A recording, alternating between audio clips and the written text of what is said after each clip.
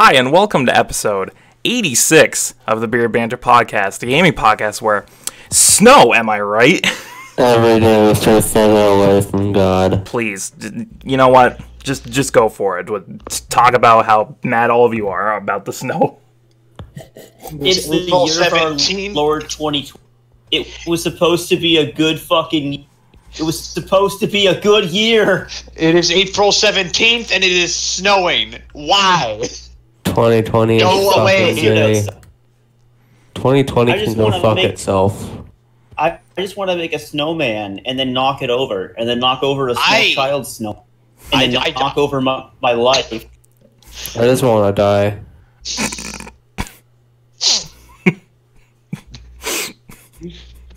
Welcome to Bearded Banter. I'm your host. I'm going to go back to work and it's going to be a blizzard. What the I'm your host, Shane the Bearded One. And as you can see, I'm joined by my normal menagerie of idiots, Matt, Josh, and Spencer. How are we all doing today? I'm cold. I am... Yep. I am doing... Yeah, Spencer? Yeah? I said Matt can go first. Are they cutting out for you too, Shane? Excuse me?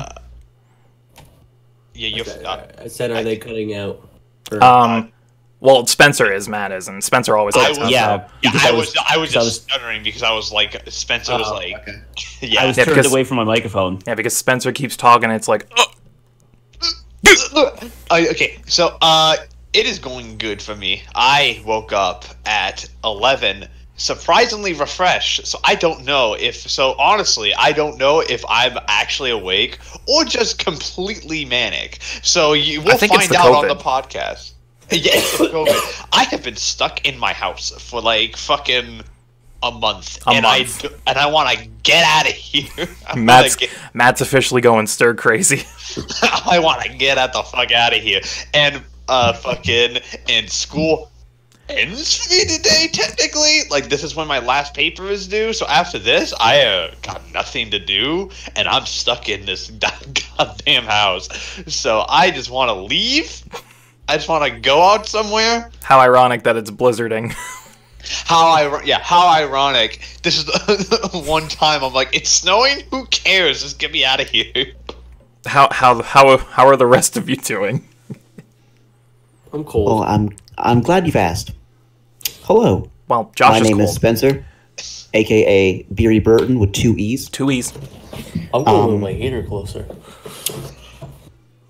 On Monday, more than likely. It snowed a bit 2 days ago, and then the snow went away. Now it's blizzarding outside.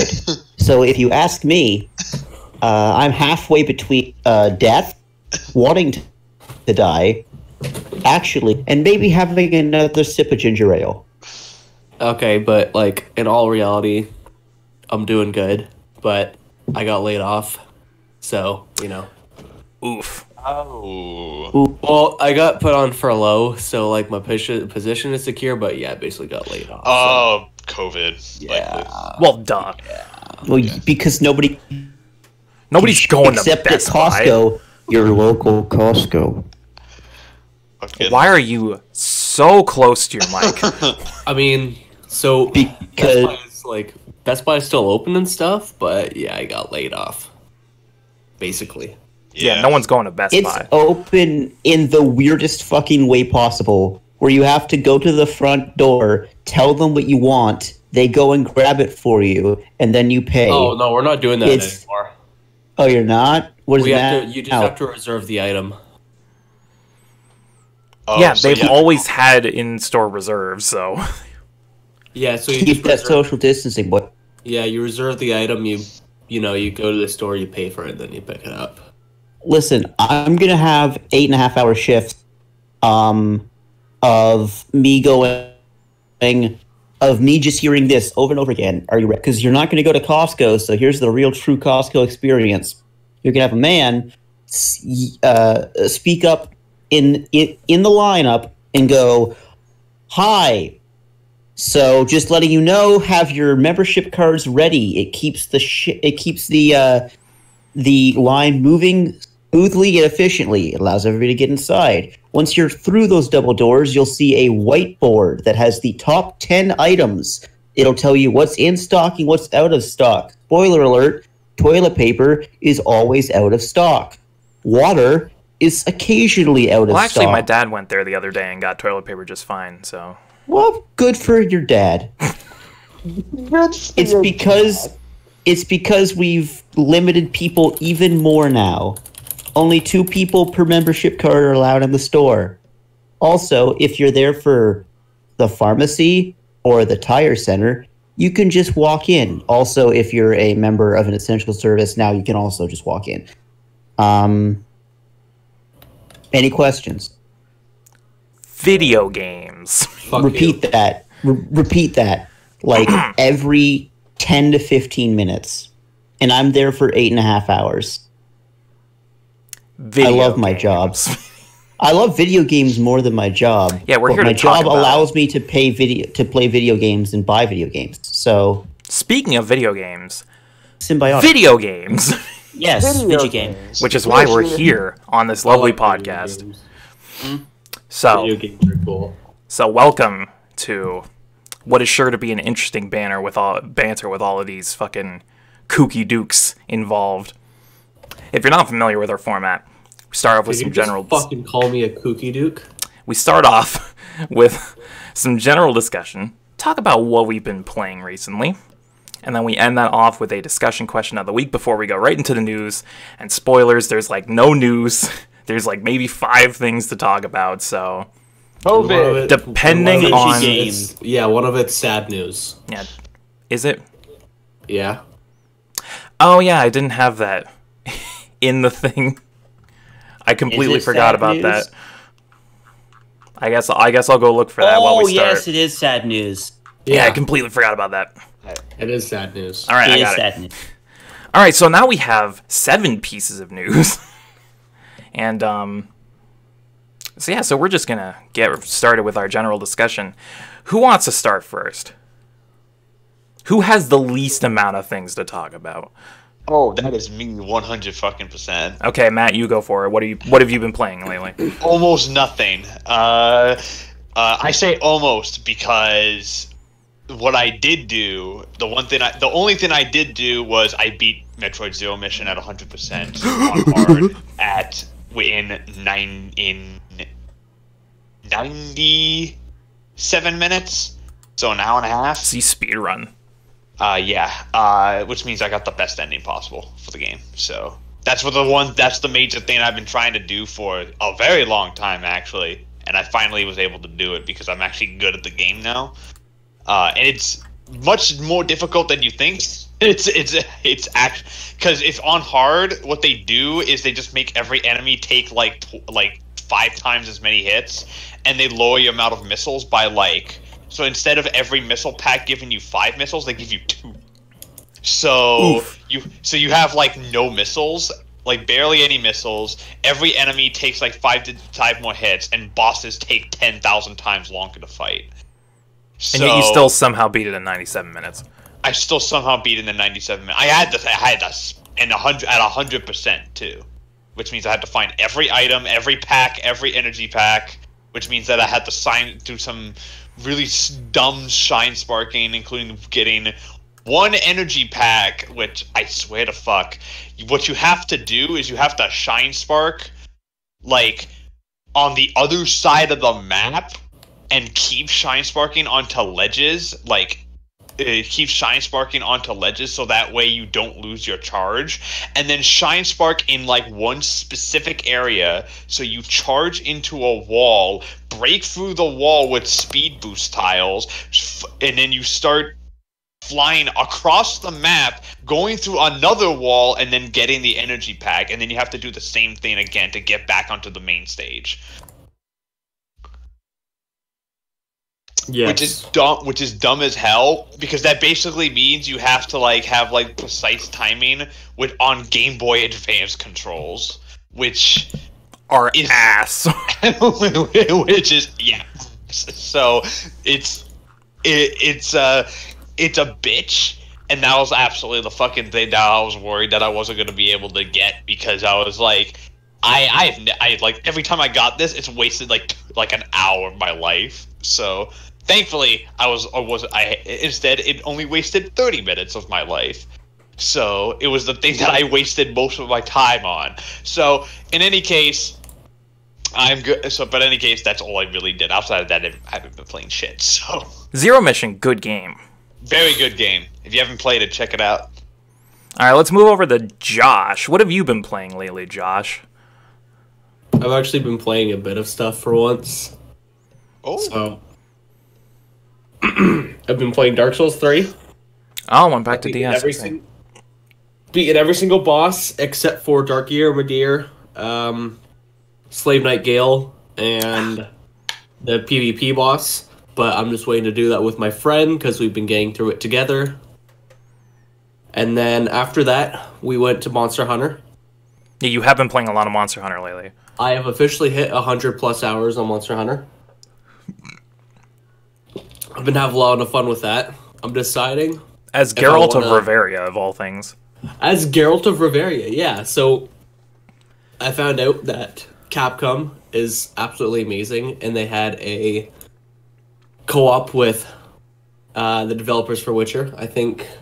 CD Projekt Red. Thank you, CD Projekt Red. And they decided to get Geralt of Rivia in. So there's a quest where you get to play as him, and it plays the Witcher music. It plays like the fight music and everything. You get Geralt's sword. Does it play Toss a Coin to Your Witcher? Because that's the only song that matters. No, it plays the No. music from the games. It's the actual game. Unfortunate. You filthy animal. I agree with Brunred. The fuck's wrong with you? Several things. But no, I've been playing a lot of that. I'm deciding still if I want to get Iceborne or not. I did just get paid today, but it is $50. Well, yeah, because it's a standalone, so it's going to be a Yes. little bit more expensive than a normal DLC. Yes. But it is worth it because it unlocks a whole lot of weaponry for me. Well, yeah, there's a lot of content in it, so it might be worth the money. Who knows? Yeah, and that's the thing is I'm finally at endgame for base Monster Hunter World. Like I've unlocked all stuff. I'm at the decent hunter rank. I'm hunter rank 45, which isn't really that high, but it's something. And then after that, I've been playing RuneScape as always. And streaming it. Yes, and then I've also been playing Resident Evil 4 on Professional again. And streaming it. Yes, I have. Twitch.tv/TimmyTataco. Yeah, there you go. Don't forget to plug your Twitch now. Yeah, the only thing that sucks is I only will stream for another week. Yeah, so. But no, I've been playing Resi 4, which has been fun. It's been tilting, but it's fun. Well, yeah, because you're playing it on the hardest difficulty, so. Yeah. Which honestly isn't that hard anyways. There's really just a few rooms that are hard. Yeah. The water room. Fuck That the water fucking room. water room. The bug room. Fuck the Yeah. bugs. Fuck the bugs. Bugs. Yeah, that's about it. Bugs in Capcom games? Everything Oof. else is pretty easy, honestly. I mean, I've also played Resident Evil 4 for a lot of time, so I'm Yeah, just- it's like one of your favorite games, so. yeah, you could say I'm pretty good at it. Decent. I'm decent. I still die a few times, but You know, it happens to the best of us. but apart from that, I really haven't been playing anything else. Alright. Just been playing those big four. Alright, well, let's move to Spencer, because I know he has at least one big game he wants to talk about. So, Spencer, what have you been I've playing been. lately? Listen, this anime season is dead. And I'm just going to shut up, because I know he's going to go on. I so. forgot I was about to say I've also been playing Xenoblade Chronicles 2. It's good. Oh, yeah, good game, good game. Oh Okay. shit, yeah. Yeah, this anime season is dead. Usually, I don't play a lot of video games because I have school and I watch like 6 or 7 anime per season. But this season's pretty fucking dead, dude. You're a crazy motherfucker. The season will continue to be dead, because things will continue to be delayed. Yeah, because Because- COVID. COVID. So I've actually been playing like fucking 6 or 7 different video games. That's why I waited Oh to get boy. to you. 5 or 6 of them I'm just going to go through because they're good, but they're nothing to talk about. One of them I'm going to talk about. So let's see. I have restarted and I'm replaying Danganronpa 2. Dongo Bongo. Dongo Bongos. It's real good. It's just it's better and more Danganronpa. So if you like Danganronpa 1, you'll like Danganronpa 2. I have beaten Valhalla Cyberpunk Bartender Simulator. It's really fun. The game is about a cyberpunk transhumanist future, and you play as a bartender named Jill. Isn't that just the Red Strings Club? Jill Valentine. It's sort of, but not, because the Red Strings Club is actually they both tackle the same kind of gameplay where you're mixing drinks for people, but they do it in two different ways. Where in Valhalla, it's you basically just click and drag ingredients into a mixer, and then you click mix the drink. However, the drinks that you make people will actually change the story, because some people won't ask for drinks. They'll just say, "Give me something sweet, give me something sour, give me a class." And depending on what you make, depending on if you listen to them and get to follow them around, you can get like 6 different endings. It's really fun. I have beaten the Red Strings Club. I've gone back to get all the rest of the achievements. Now, that's really fun. I've been going through 3 houses again slowly. I'm doing the Blue Lions route. And I will end the final route I'll do is Edelgard's route, because fuck Edelgard. Yeah, I haven't even done Edelgard's route, and I refuse to do it. I will do it because why not? But let's see. I've been playing Valkyrie 4 for the Switch. I've been playing both Valk 4 and Valk 1. Those games are really fun if you have not played them before. They're really good. And the big one I'm going to talk about is I've been dived deep into the Final Fantasy VII Remake. What about 15? You're right. I was going to say. I was going to put those together because you're both Final.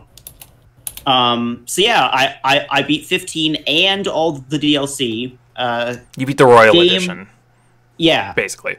Game took me around 45 hours, 39 minutes to beat. Plus, if you add in all the DLC time, it averages to about 51 hours to beat the entire game, with a good amount of side questing and a good amount of doing side content. That ending is spectacular, and that game truly deserves to be considered up there with some of the best Final Fantasy games. Anybody can get into it, honestly. It's not difficult to get into like some of the older Final Fantasies. Hell, like 1 to 6 really. 7 OG is a bit unique, but 10's easy to get into. I beat 10's really 15. Easy. Yeah. I mean like 8, 9, 10. 9, everything 10 from 7 onward. Yeah. It's pretty easy to get into, except for the weird online ones with 11, 14. And 13's kind of hit or miss. Mostly miss, but there's a hit, minor hit. But I have recently basically played the entire first disc, time-wise, in Final Fantasy VII Remake. So, before I start, for people saying that 40 hours is too short, that's extremely long. You don't deserve JRPG. 40 hours is a really long fucking story, dude. And that's only the first part of the overall story, so... Yeah, they took the Midgard segment of the original game, which is like 15 hours, I think. 11. Which is 11 hours, and they expanded it to like 50, which is nuts. I want to say anyone who complains about the length of a fucking game, I'm looking at you, Resident Evil 3 Remake people who complain. Yeah. Go fuck yourself. Yeah, quality people are too privileged. quality over quantity. If the game is like 10 hours and really short, but it's just quality 10 hours from start to finish, literally nothing to complain about, Like, you know what? I feel like I have my money's worth personally. I understand people are a little sad that Capcom removed some parts that people were looking forward to in Resi 3, but they still remade Resident Evil 3. They could and we live in the day and age of DLC and patches and stuff. They could just add them in later. Look what they did with Resident Evil 4, the RE2 remake. They Free DLC. added a bunch of free DLC. Yeah, they did that with RE7 as well. They'll just add them. I heard they'll just add them in later via free DLC, and then there'll be nothing to complain about. Except there will be to complain about. I feel the same way about games as I do about movies. A game should be as long or as short as it needs to be. Agreed. So if it's super long, but it intends to be that long, then it's fine. If it's like 2 hours, but it does everything it needs to in those 2 hours, then that's fine too. I mean, hell, like bitching and complaining are fucking SMT fan. Because their games don't exist. No, because SMT/Persona games are usually like 80 fucking hours. 80 plus 100 plus hours. And guess what? Go ahead, Brunrit. The game I'm playing right now, I have 700 hours in. I haven't beaten it. Yeah, so Monday. Monon? No. RuneScape. No? Oh, RuneScape. Fuck you. RuneScape can't be fucking beat. RuneScape's like Minecraft, dude. Well, actually, I mean... There's an ending, but is there really an ending? No. Exactly. So you can't count that. Anyway, but FF7. This game's perfection. This game is genuine perfection. And I do not say that with, like, hyperbole in mind. FF7 Original is a good game. There's issues, mistranslations, Barrett acts like what a Japanese person thinks a black person acts like, aka Mr. T. It's kind of clunky and it gets bogged down by a lot of stuff just not being told to you and a lot of mini games. But it's a fun game. And for those of you complaining, the game still exists. Yeah, but that's the caveat. I just want to let you all know that game is only about 15 to 20 hours. For the entire game, people. The entire game. Midgar is the longest at 11 hours. Then it goes to around 4 or 5. Then it goes to the third disc being about 2 or 3. Like most Final Fantasy games, the last disc is very short. So complain about that then. Why in 1997 did they make this? Persona 1 was already existed. So why didn't they make Final Fantasy 7 60 hours? Huh? It's because they didn't want... I feel like it's because Square doesn't know either what dick space was, so that's probably what that was. They're like we're gonna put... They're just like, we're gonna push the technical limits of the PlayStation... Wait, disk space? Yeah, oh wait, Blu-ray discs have a max of 50 gigs of space on them? What? That's great. Also, Final Fantasy 7 is like 100 gigs. Yeah, it's like... The digital download on PS4 is 89 gigs, so... I eagerly await for it to come to PC, because I cannot wait to play it. And it will, in a year. Oh, it will. But exactly, in 1 year. It's a timed exclusive for the PS4. Yeah. Let's see. So first off, I'm going to go through some of the stuff, some of the many, many pros, and then I'll go into a specific part that I want to talk about that kind of... It's not a spoiler because it's brand new, but it's really interesting and... Well, it's also not a spoiler because it's a 20-year-old game. Yeah, but this is like added content. This is brand new. Oh. This isn't in the OVA. This isn't in any of the other games. This is shit that they've added. So, some of the pros. First off, the combat has weight to it. It feels really good. You know how... When I played Kingdom Hearts 3, as much as Kingdom Hearts 3 is fun, the combat didn't have weight to it. It was just... Kingdom Hearts combat's very floaty. It's very floaty, and it's very just like hit the button, triangle, triangle, triangle. Wait, let me tell you this. When Cloud swings his Buster Sword, you feel it. Like, it has, like, a bit of a wind-up, and there's, like, weight to it when it hits the enemy. There are DM-style held combos in this game. You can tap square to attack. Or you can go square, hold, square, pause, hold square, and you get a completely different attack. Each character has 2 separate modes that are different to them, or a unique ability on the triangle button. Cloud actually has a completely different fighting style. It's really interesting. Barrett still 100% is what a Japanese person thinks a black man sounds like. However, now it's actually played by a black man, and Barrett's amazing. Barrett is 100% the insane person we thought he was, where he's just like, can you hear it? The planet's crying out for us, and we need to go out there, and we need to kick some Shinra ass. It's amazing. People like Wedge, Jesse, and Biggs get major character upgrade. We're talking like they become incredibly important. The combat is fun. The added details is fun. The side quests are interesting and unique. Materia is easy to understand and easy to use. Plotting stuff and figuring out different kinds of upgrades have never been easier. The game looks stunning. The characters still look like anime characters, and it's still, and I'm not running it on the PS4 Pro, so it's not at like max stats, but these look like actual buildings. This looks like an actual place that you can live. It's insane. The amount of detail is absolutely drop dead gorgeous. So the part that I'm at now is I just defeated the second. Well, let's go, because now that they have voice acting, I can ask this question. How did you pronounce it? Did you pronounce it Mako or Mako? Mako. Mako? You're wrong. It's Mako. Well, fuck the Japanese. It's Mako, although, did you pronounce her name as Tifa or Tifa? Tifa. It's Tifa, man. It's Tifa. It is Tifa. They do...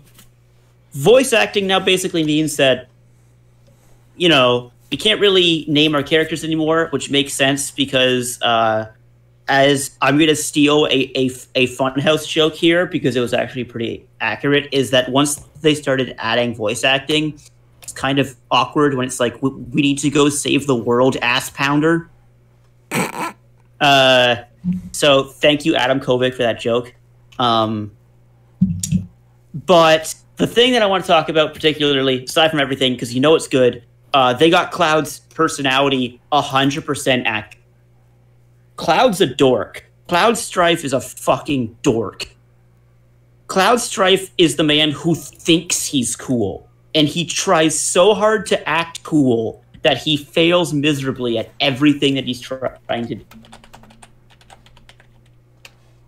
He has women throwing themselves at him. Jessie is thirsty in this game. She is a thirsty young lady. Tifa, thirsty. Aerith, sassy. She is so sassy in this game. Like, they upped her sass level from the original to now. It's ridiculous the amount of effort put in. But, character I'm going to talk about is Jessie. Because they have hinted that Jessie isn't... Okay, I'm going to put this so that only people who have played it will understand. So you know in FF7 there's different races, right? Yeah. Well, you know that Aerith is of a different race, right? Is she? Matt, you know what I'm talking about, right? Oh, yes. Starts with a C. I know what race she is. She's the dead race. Spoilers. It's a 20-year-old game, Spencer. Aerith, it is a Cetra, remember? You do realize that two of us haven't played it, right? Matt's played it. I know what he's talking about. I So watched my dad. Yeah, play it. well, guess what? They are heavily hinting that Jessie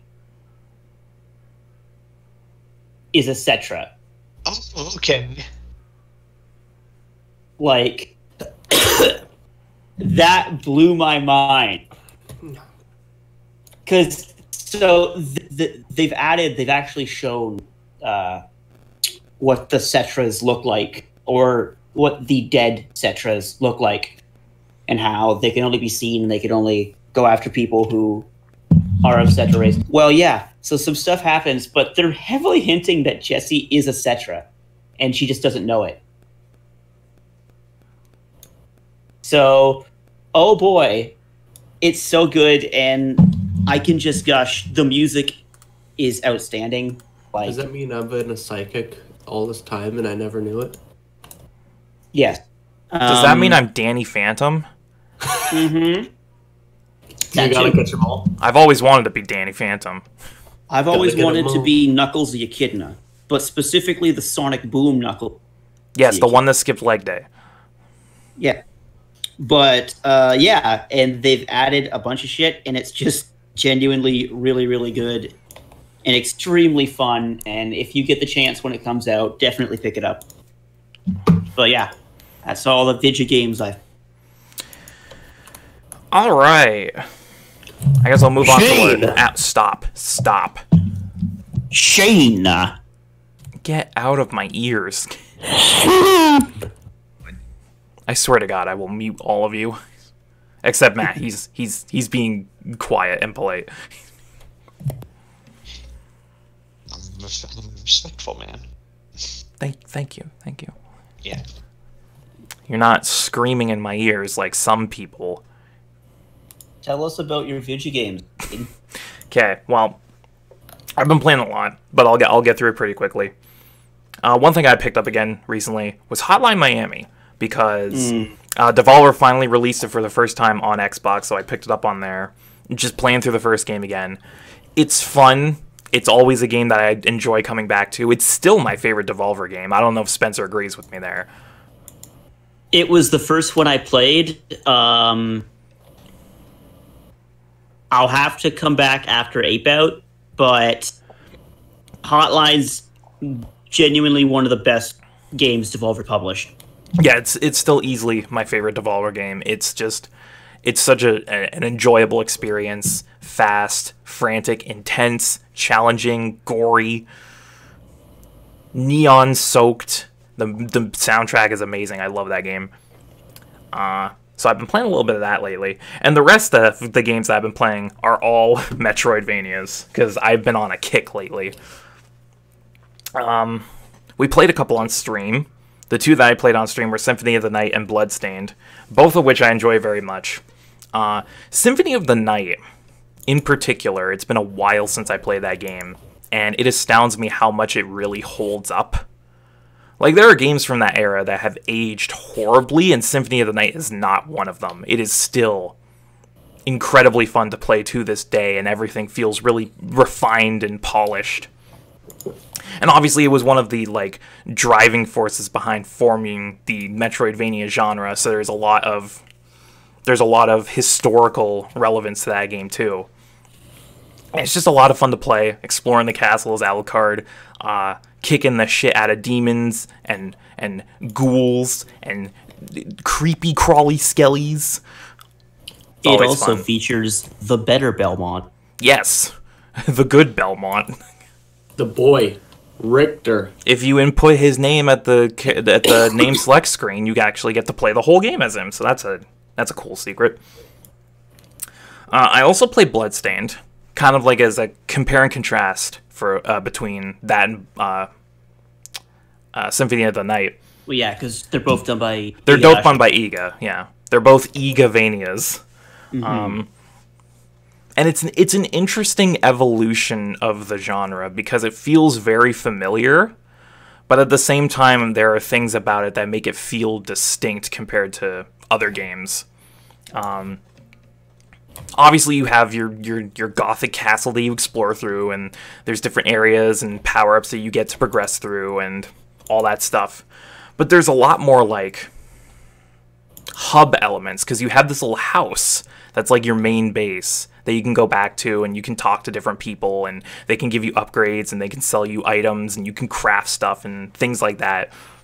And it adds some new mechanics that weren't present in things like Symphony of the Night that make it feel a little bit more fleshed out, give you a little bit more options. And on top of that, there's the shard system, which I really like, where when you defeat certain enemies, they give you shards, and you have a bunch of different shards that you can equip that give you different powers. So, like, you can have a directional shard where you can shoot a fireball out of your hand. You have defensive shards that can, like, buff your defense. You have super attacks, like the shard I got during stream lets me summon a giant demonic tentacle that, like, does, like, 3 times as much damage as my normal attacks. It's great. I've seen enough hentai to know where that is going. Yep. You can also summon a cat. A giant cat. A demon cat. And it just scritchy scratchies. It just does that scritch. And it kills people. But yeah, that's fun. And it's a nice evolution of what Igarashi started with Symphony of the Night. And it's a great game in its own right. Beyond that, in my own time, I played Hollow Knight all the way through. Finally beat Hollow Knight for the first time ever. And that game is great, but there's also a lot of things about it that I'm not a huge fan of.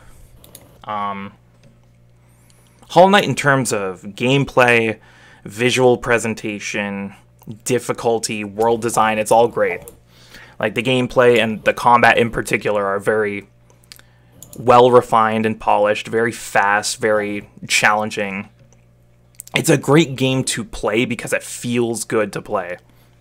And on top of that, the world design is phenomenal because the world is huge. Like, I think Hollow Knight has one of the bigger worlds to explore in Metroidvania games, or at least it feels like it, because there's so many different areas you can just stumble into that are all interconnected. And it took me like 19 hours to beat the game, and that was just doing a lot of, like, the base stuff with some side stuff here and there. It's a long game too because there's so much to explore. And it really nails down that feeling of exploration when you just wander into a new environment and you're like, oh, what's the deal here? What's the gimmick? Oh, there's jellyfish that explode. That's cool. Oh, wait, I'm dead. Back to the bench. And it's just a lot of fun to explore around the world. But almost as, like, a dichotomy to the world design, a lot of the secrets and a lot of the other branching paths that are sort of off the beaten path don't really give you a whole lot. Like, Metroidvania games are all about finding, you know, new powers and items that'll help you progress further and that feeling of growing stronger. Hollow Knight's one of the weird ones because you don't exactly feel like that, because a lot of the secrets and different pathways that you find lead to either lore text or items that are just meant to be sold and don't do anything for you. Like, to put it in perspective, I spent 19 hours with the game. I beat it. And by the end of the game, I got, like, maybe 4 major upgrades, and I only upgraded my health twice. And, like, I don't know what it is, but it doesn't feel like it doesn't feel like it was really designed around helping you grow and get stronger to overcome challenges like other Metroidvanias I played before. And because of that, at some point I was just like, you know what, it's not really worth it to go exploring off the beaten path because most of the time you won't really find anything of merit. And that's kind of disappointing, but, you know, the rest of the game more than makes up for that. Especially because it gives you some cool powers, like you get fucking wings as your double jump, it's cool. You basically get a shine spark from Metroid that you can use to dash across pits and stuff. That's cool too. All the bosses are challenging as shit, but it's like, it's not one of those games that inherently frustrates you because of how hard it is, because the controls are so finely tuned and responsive. It always feels like it's your fault if you die. And those are the kind of challenging games that I adore, because it gives me complete control over my fate. I don't blame the game if I fuck up. It's totally on me. So overall, I did enjoy my time with Hollow Knight quite a bit, but there were a couple things that disappointed me here and there. And then the last game that I played immediately after Hollow Knight was Guacamelee, which is a really weird 180 after playing Hollow Knight. Because Hollow Knight is this really dark, drab, grim game. It has this atmosphere of like depression and sorrow, and then Guacamelee is just, oh, you're a cool luchador and you go around and beat up skeletons, and it's really colorful, and there's a mariachi band at all times playing in the background. It's wacky, and I do think that Hollow Knight overall is a better game, but there are things about Guacamelee that I liked more than Hollow Knight. Specifically in regards to what I mentioned before, going off the beaten path and finding secrets and stuff. Because in Hollow Knight, it never felt like I really was rewarded for that, because I always just got lore or items that were meant to be sold rather than substantial power-ups. Meanwhile, in Guacamelee, whenever you go off the beaten path, you always get some substantial upgrade, whether it be a heart piece or a new move or something that helps you progress. So compared to Hollow Knight, Guacamelee really has that sense of progression that Hollow Knight didn't have. Or at least it has a better sense of progression than Hollow Knight had. Because every time I go off the beaten path and I find a new area and I go off and I discover something, it always rewards me with something substantial that makes me more powerful. And it's really goofy and cartoony and charming, and I just had a really fun time with it. So, Shane. Yeah, what's up? How's Toho Luna Nights? You know what? I did play a little bit of it. Just a little bit. And it's an interesting game. Because the main concept, or the main gimmick of the game, is that you can stop time. And there are a lot of puzzles in the environment that revolve around these time-stopping powers, as well as in combat. You really need to learn how to utilize your time-stopping powers to get one-ups on enemies. It's a really fun game. I didn't play too much of it, but I definitely will go back to it. Wait, game is this? Toho Luna Nights. Okay, it's hard to understand when Brunred is muttering it. Yeah, Brunred. How's Toho Luna Nights, Shane? Oh, it's pretty good. That's good. Fucking ear, dude.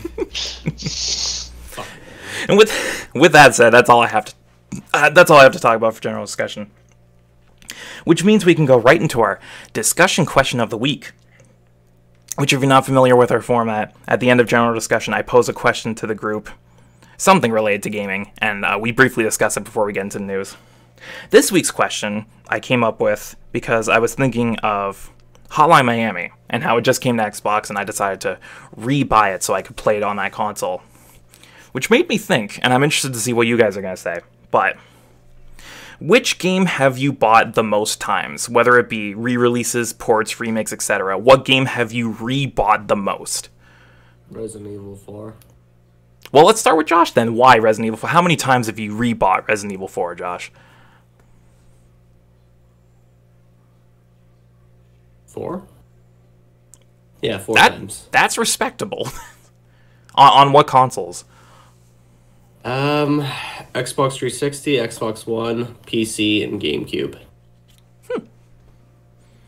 All right, that's a respectable answer. Anyone else? Don't usually rebuy games. That's like that's the thing. I don't think I can really answer this question because I don't think I've ever like.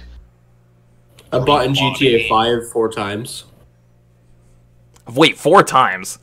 Oh, probably for like PC. So Xbox 360, Xbox One, PC, and nope, only 3 times. There you go. I was gonna say. But Matt, you don't have an answer? The only time I can think that I've rebought a game once, and it was on PC. I think it was to get a digital copy. I need to check. I need to think on it though. Okay. I bought Monster Hunter World twice. One for me and one for a friend. Well, that's not rebuying it. Well, fuck you then. That's just like you're just hey, friendo, here, play with me. Spencer, do you have an answer? Yeah. I really had to think about it because I don't rebuy. I'm not you, Shane. I don't buy fucking Shovel Knight 6 times. Oh, we'll get to that. Disgusting. BioShock 1 is actually. How many times? Oh, we got to think about it. 4 times. 4 times. So obviously PS3 original. BioShock Infinite comes with a copy of BioShock. Does it? Yes, it does. I did not know that. PC and PS4. The PS4, the HD. Simply put, as you noticed by my when asked a game I could play forever, and up there with probably my favorite game of all time. I really like BioShock.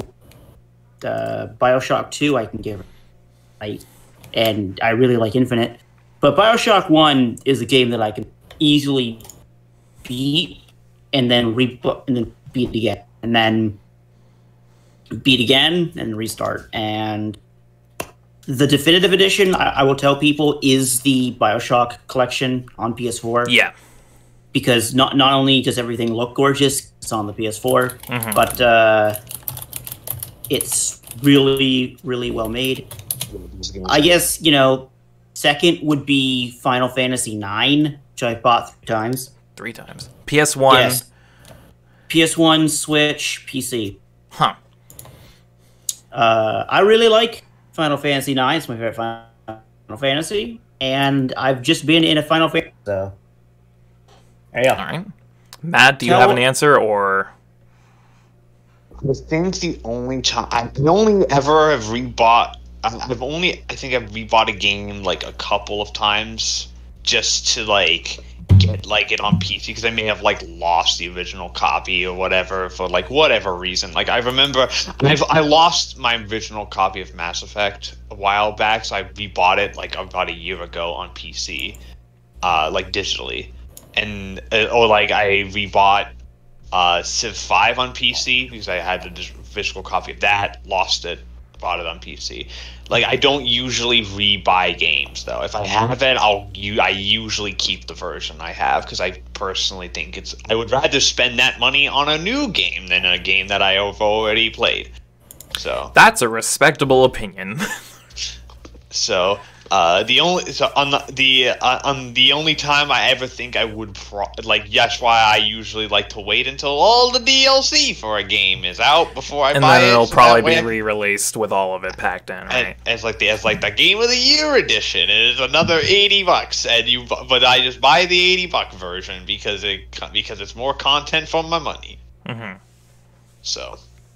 That's what I like to do with games. That's a very respectable outlook on rebuying games. Meanwhile, Hey, I am Shane. trash. How many times have you bought Shovel Knight? Let's see. Wait. Before you go, I'm going to say at least 6 times. Oh, it's probably... Well, let's see. Originally on the 3DS, that's how I first played it. Rebought it on Xbox One for Battletoads content. Rebought it again on PS4 for God of War content, and if you want to be technical, that version was cross-buy, so I also bought the PS3 and the Vita version. Physical copy on Wii U when the Amiibo came out. And then Treasure Trove on the Switch. So technically, 7 times.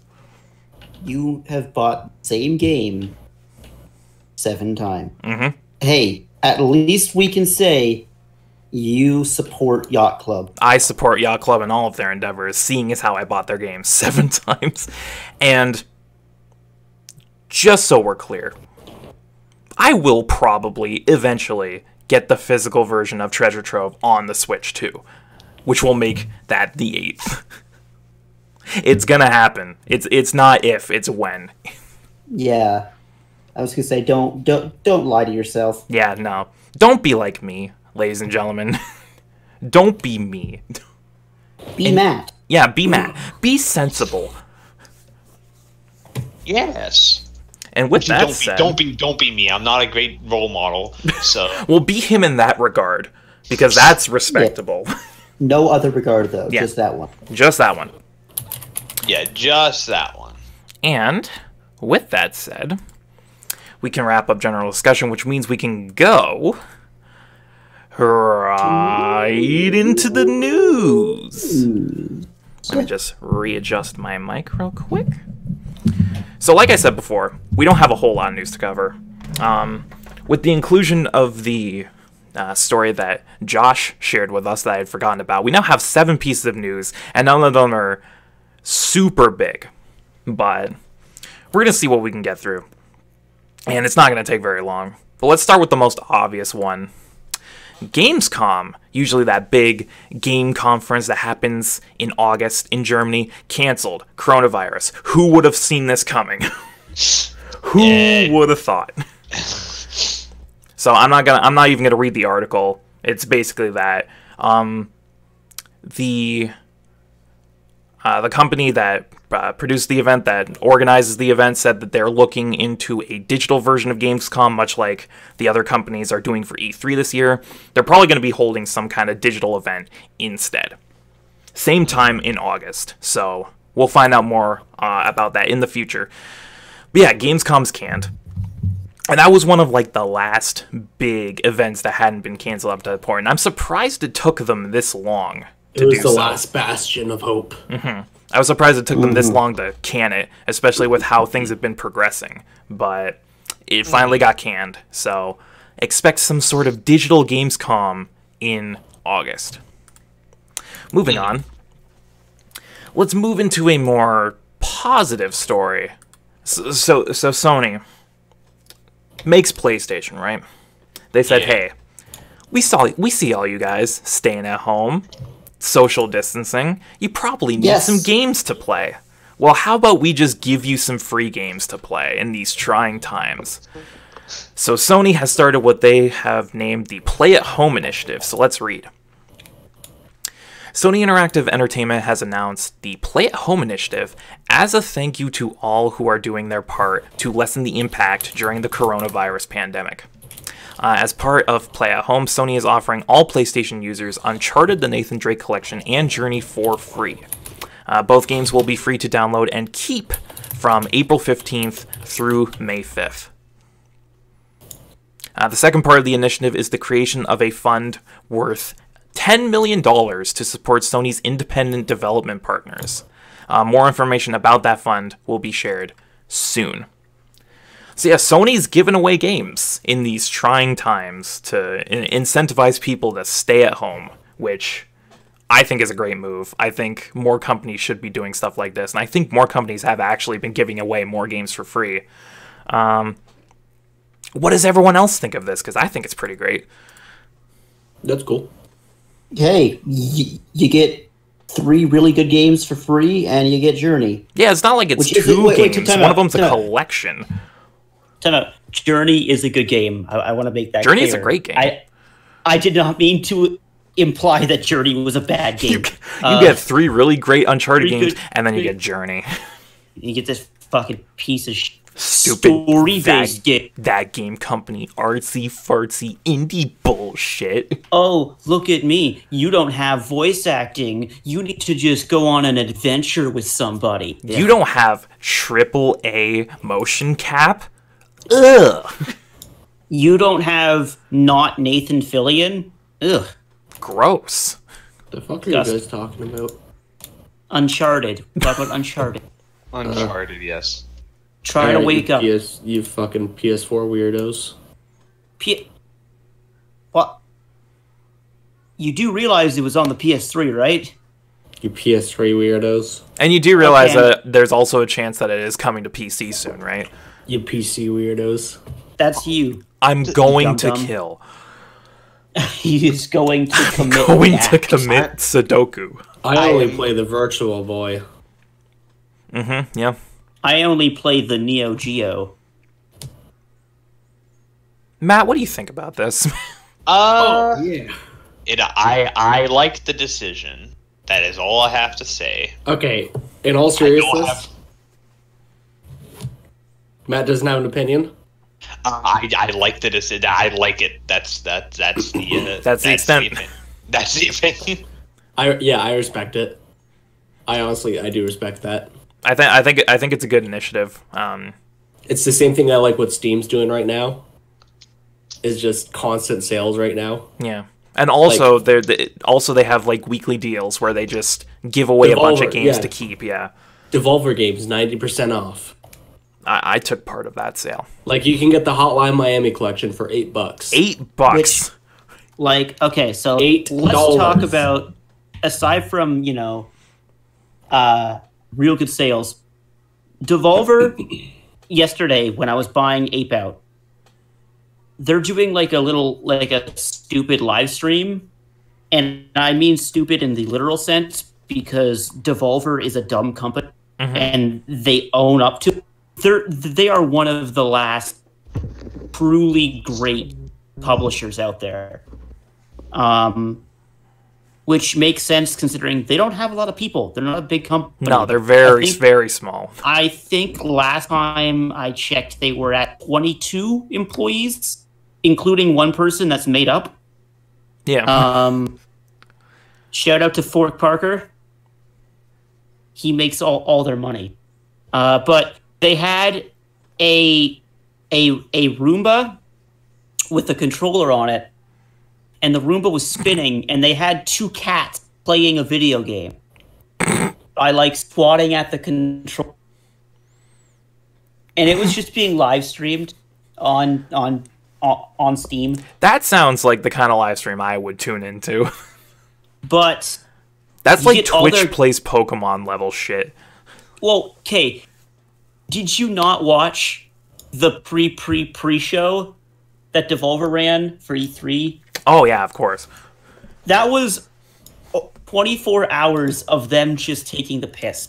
They watched a fucking movie. Mm-hmm. They spent 2.5 hours watching a movie and just commentating over it. And then they had wrestlers show up. Like, it was insane. But that's them. That's Devolver. They just... If you have a weird idea, they're gonna publish it. They're like, yeah, sure, whatever, just do what you want to do. I mean, do you really think that a company like EA or like Activision or even like Nintendo would look at My Friend Pedro and be like, yeah, that makes sense? Well, I mean, My Friend Pedro is on the Switch, so... Well, yeah, but I mean, like, publish. Why? Okay, yeah, maybe that's a bit different. So, what's your game? Well, there's a talking banana, and you can ride on, and you can shoot a frying pan, have the bullets ricochet. Print it.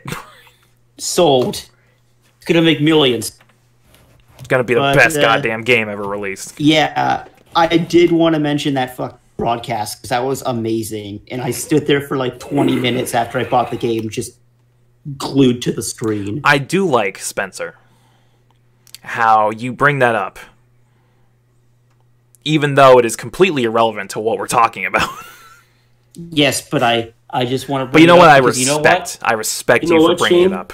You know what, Shane? I too do like Spencer. Spencer is a good boy. Aw. And he is my friend. I can't wait for the quarantine to be over so we can actually hang out. Yeah, and suck dick. I mean, obviously, come on. Yeah. Who left? Who left? Who do you think left? Yeah, I know who. The only non-bi person here. He's back. He's back. All right, so back on track. Sony's giving away free games. That's cool. Stay at home. Speaking of Sony, we have a couple more Sony stories to get through. Both of these next ones are involving the PlayStation 5, the first of which really divided the community because Sony Fuck you, the controller's cool. Sony revealed the design of the PlayStation 5 controller, which they are dubbing the DualSense controller. So let's read. Did you know you can loot the controller? Yeah, okay, I get it.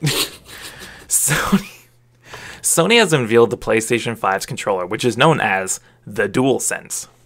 After thoughtful consideration, we decided to keep much of what gamers love about DualShock 4 intact, while also adding new functionality and refining the design.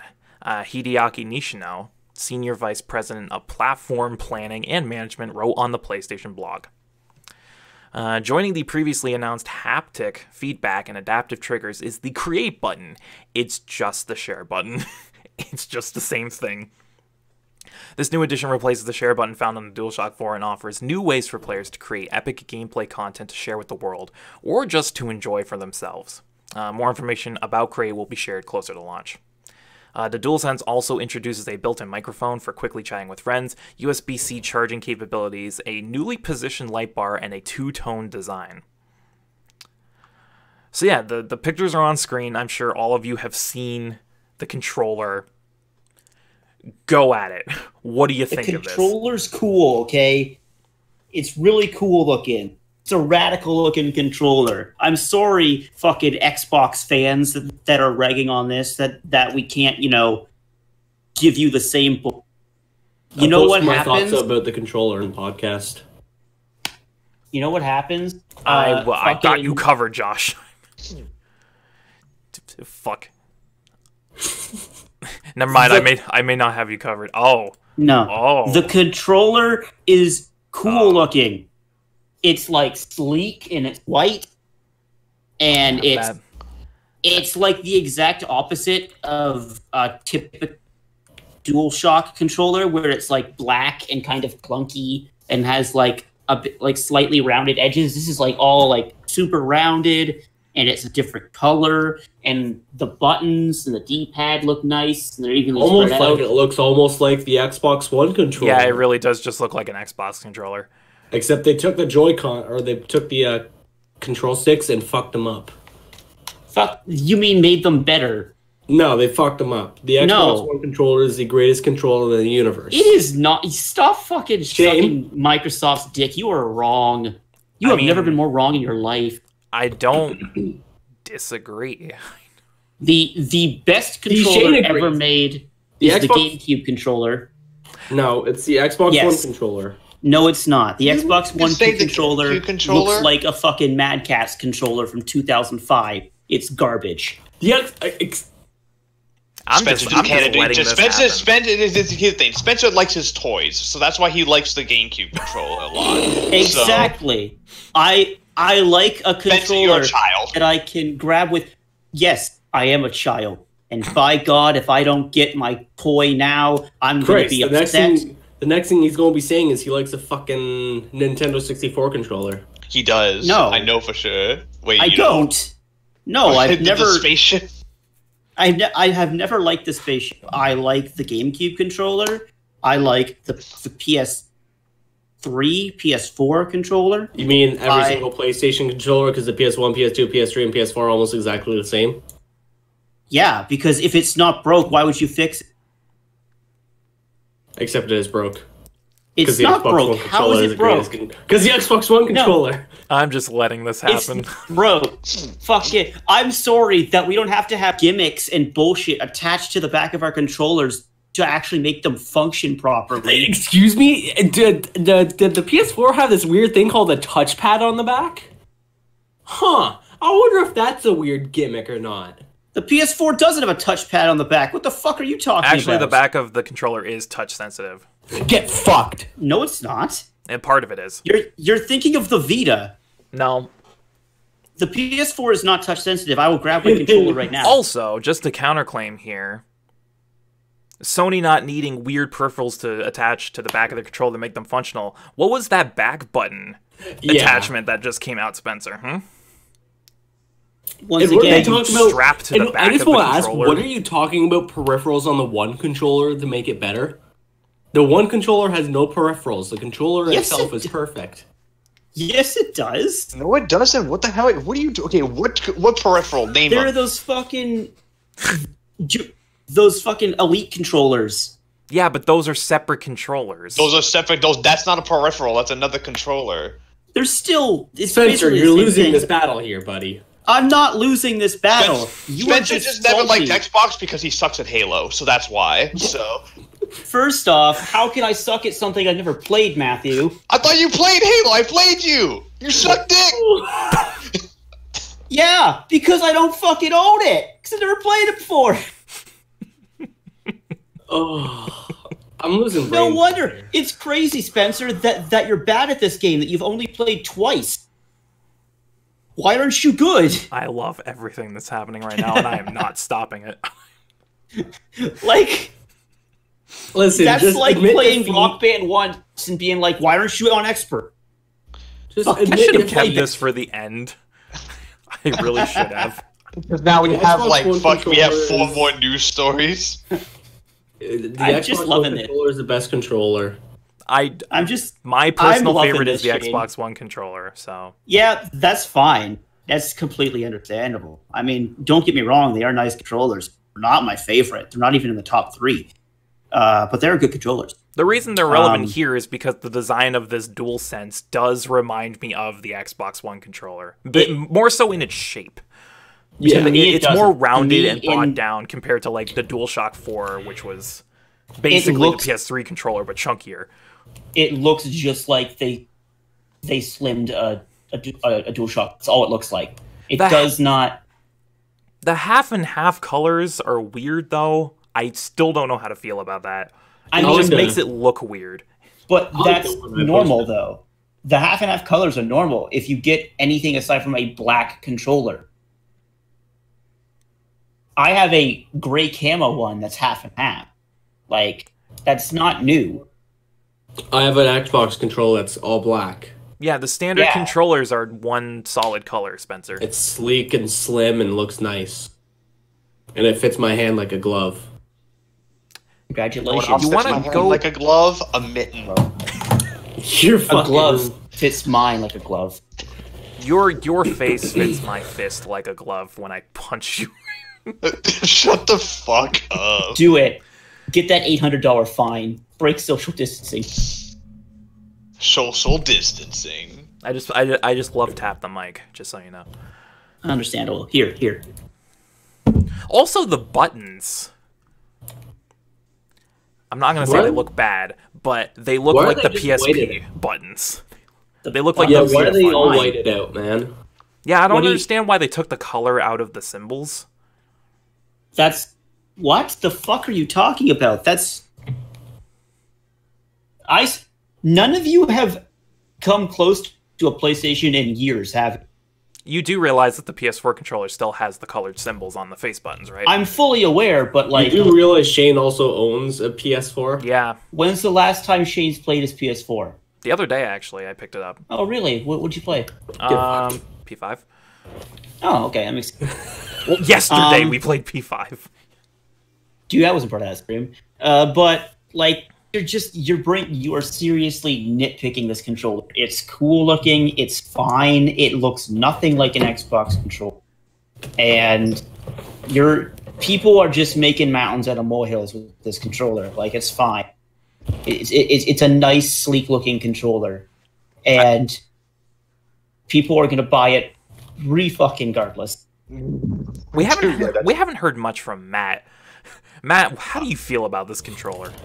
I fucking love it. I think it looks sleek. I think it looks nice. I like the fact that it's something different.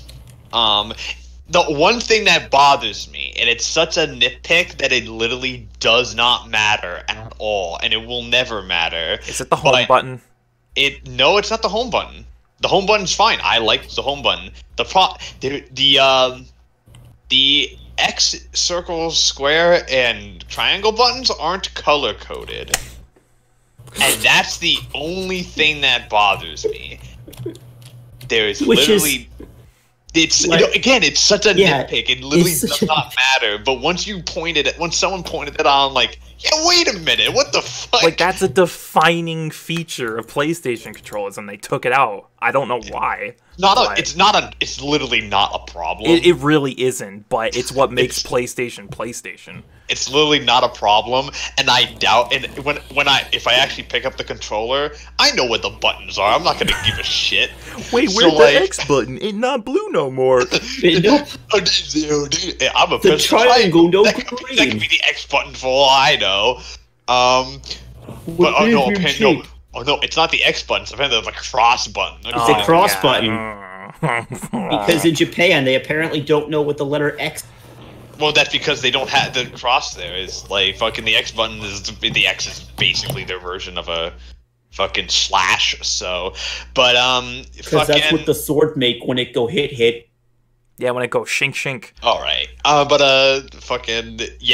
like literally outside of that, I really love it, and I do like how it's something different from Sony, and it hints that I'm pretty sure the console gonna be white now too. Yeah, it probably will be. The control is white, or they'll do the half and half. Like, imagine the PS4 where it was like half matte and half gloss, but one of those sides is white and the other's black. Yeah. I just looks like an incomplete Oreo. Yes. Damn, they're even whitewashing consoles nowadays. Shake my head. SMH. But yeah, that's the PS5 controller. Really should have saved this for the end if I knew how heated that was gonna get. But let's move on. Even more PS5 details, because Sony stated recently that PS5 is still scheduled to come out at the end of the year, but we could see a limited quantity of consoles. So let's read. If a new report published last night by Bloomberg is true, Sony is planning to limit the number of PlayStation 5 consoles available in 2020. According to the article, Sony will be looking to only produce 5 to 6 million PS5 units by the end of its fiscal year in March 2021, which would be a reduction from the 7.5 million PS4s that the company sold in a similar time frame during its launch. The reason? According to insiders Bloomberg spoke with, it all comes down to price. Like Microsoft, Sony is pushing to create a more ambitious next-generation console, and the company is worried about trying to sell high-priced new hardware in the current economic climate.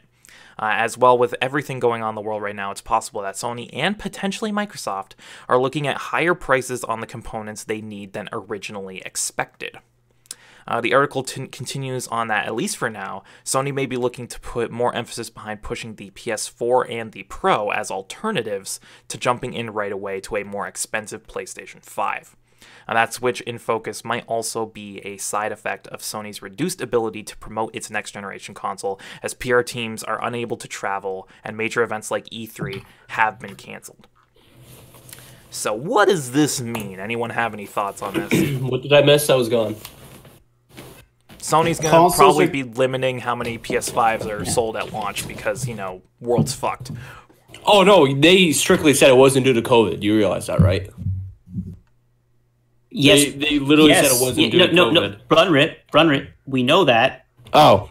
So what does this do for the world? Yeah, this is kind of shitty, man. Like, the article said that they're doing it because of the can't economic afford climate. The console. Which, listen, I love PlayStation. I'm fond of video games. Xbox there, I guess. I gotta keep the joke running. It has to be a bit. People it's been a bit have for a while, think, don't deny. People have to think that I hate Xbox. People need to associate you with anti-Xbox. Anti-Xbox. Fat-shaming Xbox. But I love video. Okay, but I'm not willing to spend $1,200, $1,000, $900 at launch for a console, and it's looking like it's going to be up for both consoles. Like, MSRP is probably going to be close to like $900 plus for these consoles. It's going to be insanely expensive. And so I want to say something about all this. I fucking called it.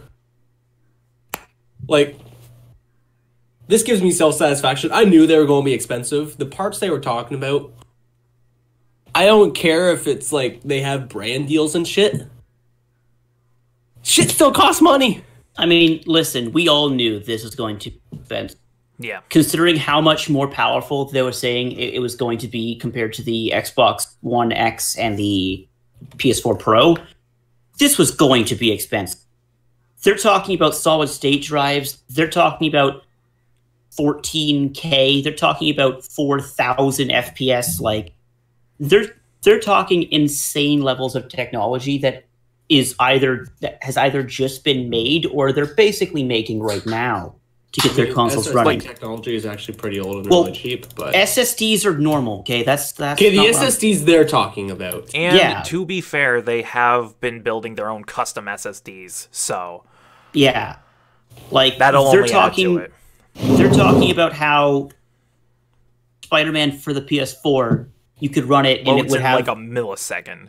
Loads in like a millisecond. Like there's zero loading. Like you're talking insanity. And while it's appreciated, we all knew it was going to be. I mean, what was the base price for the PS4? It was like $899, $799? For the PS4, no, it was $500. It was like $500. Was it really that cheap? It was $500 for the PS4. What am I thinking of? I have no idea. PS4 Pro. So the PS3 when it first came out was $699, and they were losing money on that too. Mm-hmm. I was thinking of the PS3. But the PS4 when it came out was $500 Canadian, and then when the PS4 Pro came out was I think $699 Canadian. It was like $600 or $700. But like this is 100% going to be close to $1,000. But this just annoys me so much because I don't hate consoles whatsoever. I know everyone knows me as a PC guy. I love consoles. It gives people a cheap alternative to get into gaming. And everyone should play games. Like, everyone should. I feel like everyone should be playing games. And when you're making your console like $900, almost $1,000, that's really fucking stupid. You're limiting the amount of people who can play your games. Yeah, that's a high barrier of entry. Yeah. Like, that's why people don't like PC, is because... I mean, let's be real. You can get into PC for a couple $100, but the high end shit. Yes, high end shit costs a lot of money, and that is hard to get into. I wholeheartedly will admit that yes, PC is expensive at times. Look how much I've spent on my PC. Yeah, tell us, Josh. Probably like. If we're talking about just my PC or a PC with all my accessories? Just what it was for your just standard base PC when you first got it. When I first got my PC, I spent $2,000 on it. With all my upgrades and everything, I probably spent about $3,500. Granted, this PC can do about anything, but that's still $3,500. That's $3,500. You can buy a car with that kind of money. You can buy a year's worth of tuition at St. Clair for that kind of money. Like, that's a lot of money. All the toilet paper in the world. If you can find it, you could buy it. Like, you can buy a lot of useful shit with that kind of money. Like, PCs ain't cheap. I mean, hell, look at the fucking Mac Pro. The maxed out Mac Pro is $80,000. Oh, I remember when we looked into that. Oh, that's a lot of money. Like, that's... disgusting. You don't need that much. Why would you spend that much money on a Mac? It's also Apple. Apple also likes to overcharge for everything, so... Overcharge up the yeah. Considering they have a computer stand or a monitor, God. A monitor stand, that is $1,000. Yes. Just the stand, not the monitor. Just the stand. You know what? Their monitor... They sell a stylus for $100. Their monitor the Apple is Pencil. the only thing I will say that I think is fairly priced. Their Pro Display is $6,000, which I know it's a lot of money. However, it's a 6K, 100% RGB accurate, 120 hertz, Thunderbolt compatible. Like, if you want a monitor that good, if you want a monitor that good, you're looking at like sometimes $10,000. So it's actually a fairly priced monitor. The only problem is it only works with Apple products. Yeah. So in the end, it's still pretty shit. Matt, how do you feel about this? Fuck Apple. Not the Apple thing, but the other thing we were talking about. the price. Yeah. It's way too expensive. I don't have money to buy food. So like, why would why would I fucking spend all that money on a console that may be $1,000? When you could get food, Krispy Kreme. Dude, can you imagine all the fucking figures I could get with that kind of money? Imagine how much least Mountain 3. Dew I could buy with that much money. At least 1,000. yeah, at least 1,000. Dude, I could buy 2 anime figures with that kind of money. Maybe 1 if you're lucky. Okay, there are some really expensive figures out there, though. I think there's like the most expensive I've seen was like $500. Yeah, we know. And I was like, no, thank you. No, thank you. Yeah. I mean, I do like to go on Crunchyroll because they actually have the best prices for figures. Yeah, give But them they're more just- of your money, Josh. Yeah. And not to Sony or any of these other bullshit console manufacturers. Listen, I've already shelled out a lot of money towards Crunchyroll, so... Yeah. Where's that Yeah. sponsorship, huh? I know. Where's my sponsorship, Yeah, where's that guys? sponsorship? I've been waiting years for that. I've been repping you like no tomorrow. But let's move on. This story, I'm sure everyone will be interested in because it was one of the big news breaks from the past week. Granted, all of Big this news. is still rumors. Nothing's been officially confirmed, so take it with a grain of salt. But there have been reports that Capcom will be going forward on a Resident Evil 4 remake. So let's read. Following its reimaginings of Resident Evil 2 and 3, multiple development sources have told VGC, which is where I got the article, that Resident Evil 4 Remake has now entered full production with an estimated release window in 2022. Development is being led by Osaka-based M2, the new studio founded by former Platinum Games head Tatsuya Minami, which have been preparing for the project since 2018. However, similar to how 2020's Resident Evil 3 was directed by company Redworks, Capcom's internal teams and other external studios are likely to lend significant development resources. It's understood that the remake has the blessing of original game director Shinji Mikami, who officially declined an approach to lead the project himself, but has provided information and advice on its direction. The studio helming the remake has been in operation since 2018 and is comprised of many former Platinum and Capcom employees. So, Josh, seeing as how you're one of the bigger Resi 4 fans in this group along with Spencer, how do you feel about this? Well, if you just give me a second. He's gonna pull up some bullshit. Yes. That's how I feel. Mm-hmm. Yes. Mm-hmm. Yep. I am ecstatic about this. Just, that's the only thing I'm ecstatic. This is amazing. I love Resident Evil 4. It's one of my favorite games of all time. And they're remastering it, which I know people are like, oh, this need a remaster. Fuck you. It is spitting pure a acid. 16-year-old game. Oh, but you see the remaster came out. They already did 2 remasters. Yeah, the last HD remaster came out 7 years ago. Fuck off. I want this. Give me this. Resident Evil 4 is amazing, but it needs a remaster. The tank controls are old. The camera is horrible sometimes. Keep the cheesy dialogue, though. We love the cheesy dialogue. Yeah, keep all the cheese. Keep the charm. Spencer, what's the greatest line from Resident Evil? I mean, there's many great lines. We all know what the greatest line. Chapter 1. What's the greatest line of all time? Chapter 1? Oh, okay, yes. Hit me with Where's everybody going? Bingo. Resident Evil 4. If I may continue from where you left off. Of course. Shinji Mikami once stated that if Resident Evil 4 comes to the PS2, he will cut his head off with a chainsaw. Seeing as how that never happened.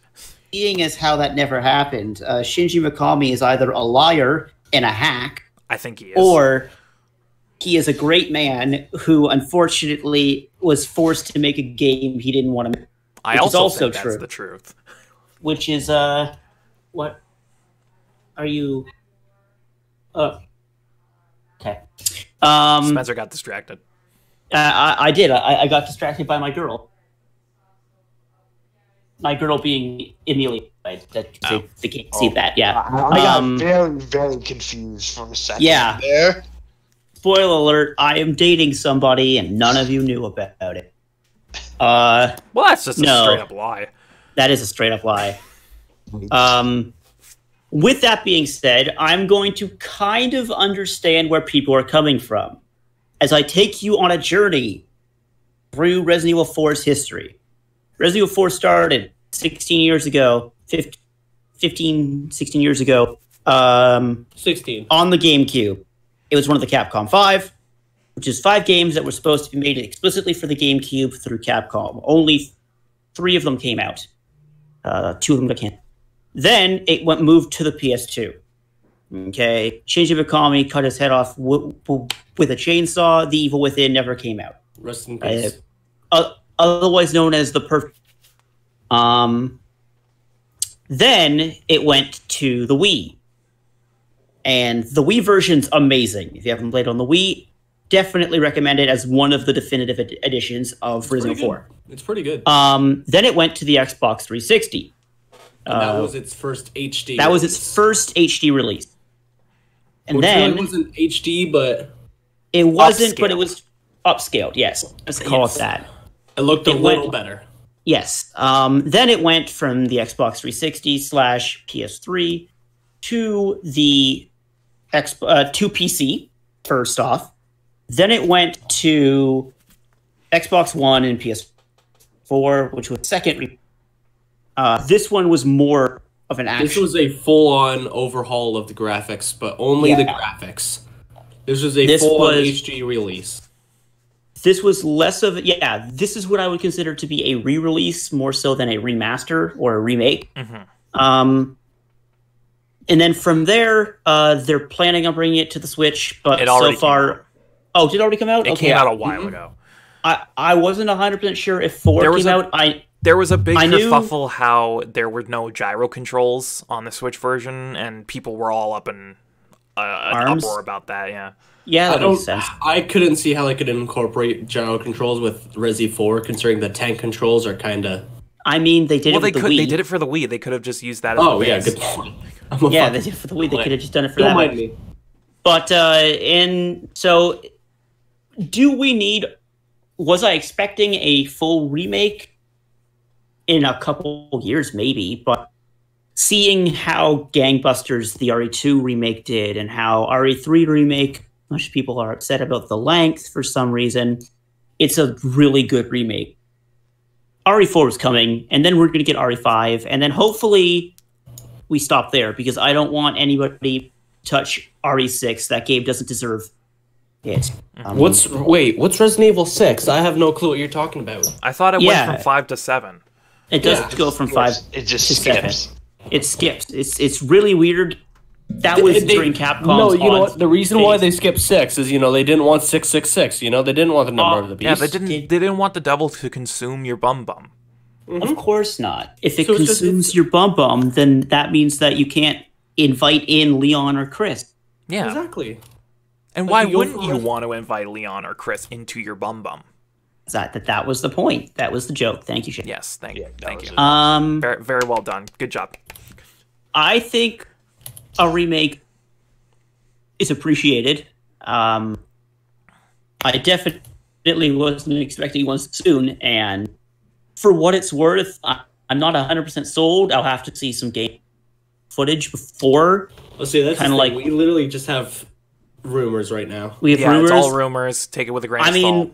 While we're at it, do you not have the rumors of RE8 coming out? RE8, yeah, RE8 is up in the air right now. I didn't include it because this one was more recent.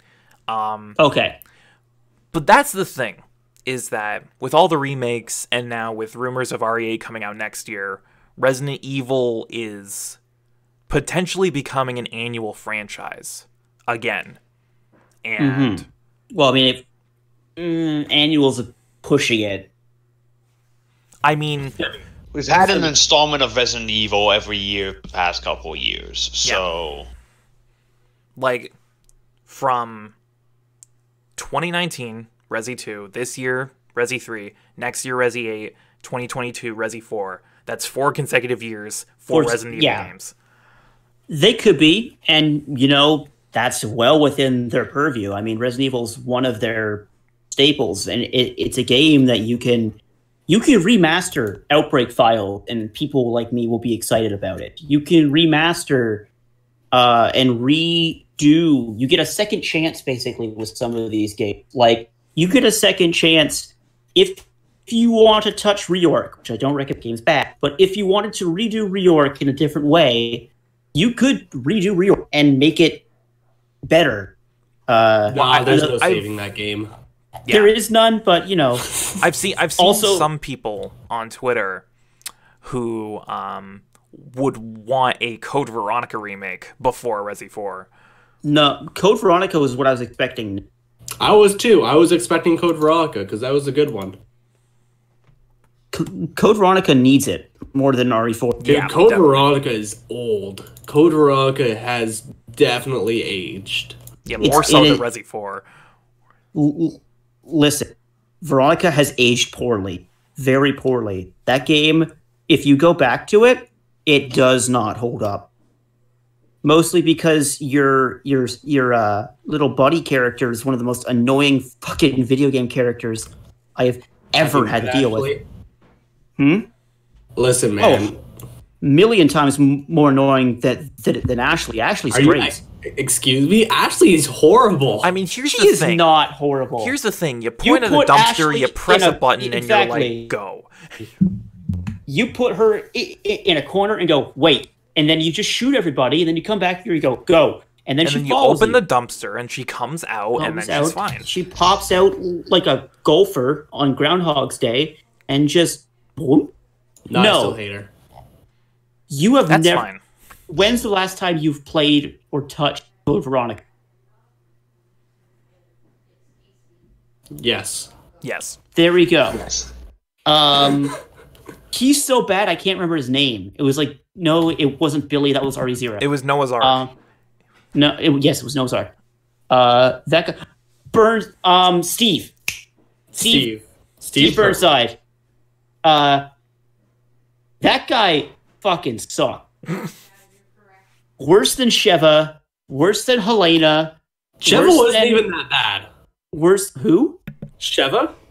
If you're playing with somebody, she's not that bad. But as a person who had to go through that game in single player, yes, she is. She's not too bad. Like, she's pretty stuck she can get on every door and bad. every corner that's slightly more than 90 degrees. Listen, let's just all agree that Resident Evil companions in general are pretty shit. Pretty poo. How dare you talk about Beery like that? Okay, right. Beery is the exception. And Rebecca. Fine. And Rebecca. Let's go to Matt because he hasn't gotten to state his opinion yet. How do you feel about these rumors, Matt? The idea of remaking RE4? Yes. Pointless. There's no reason to, considering that, unlike with the other ones, RE4 as a whole held up extremely well over the years.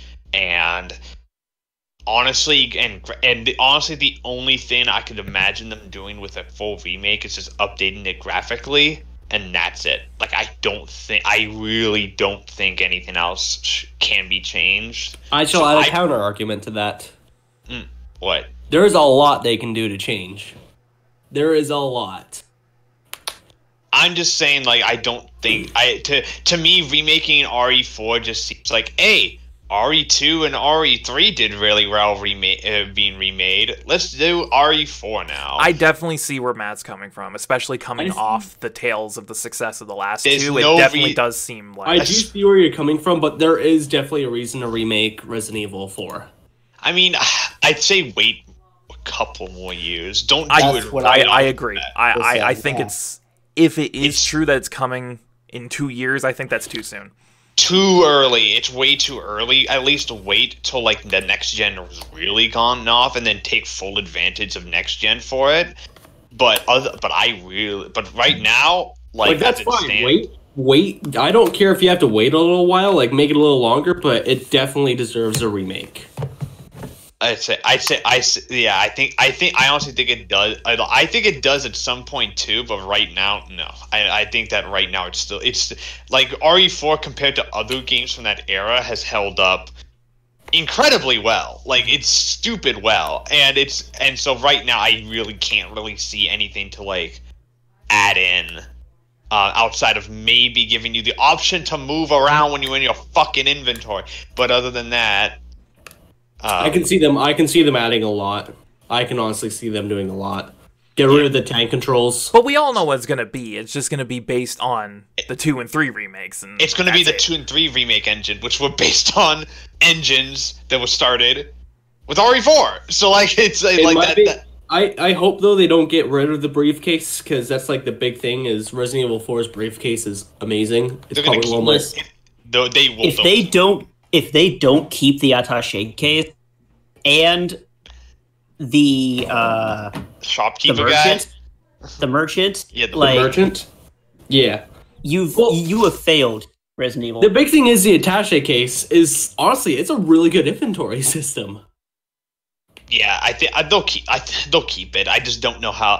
They're gonna keep it. I just say like I think it's way too early for this. I want to bet that the only reason this announcement's coming now is because they were probably gonna announce this at like E3 or something, but E3 ain't happening this year. So we're gonna get seeing as how Resi 7 and the Resi 2 remake were announced at E3. I could definitely see that being a thing.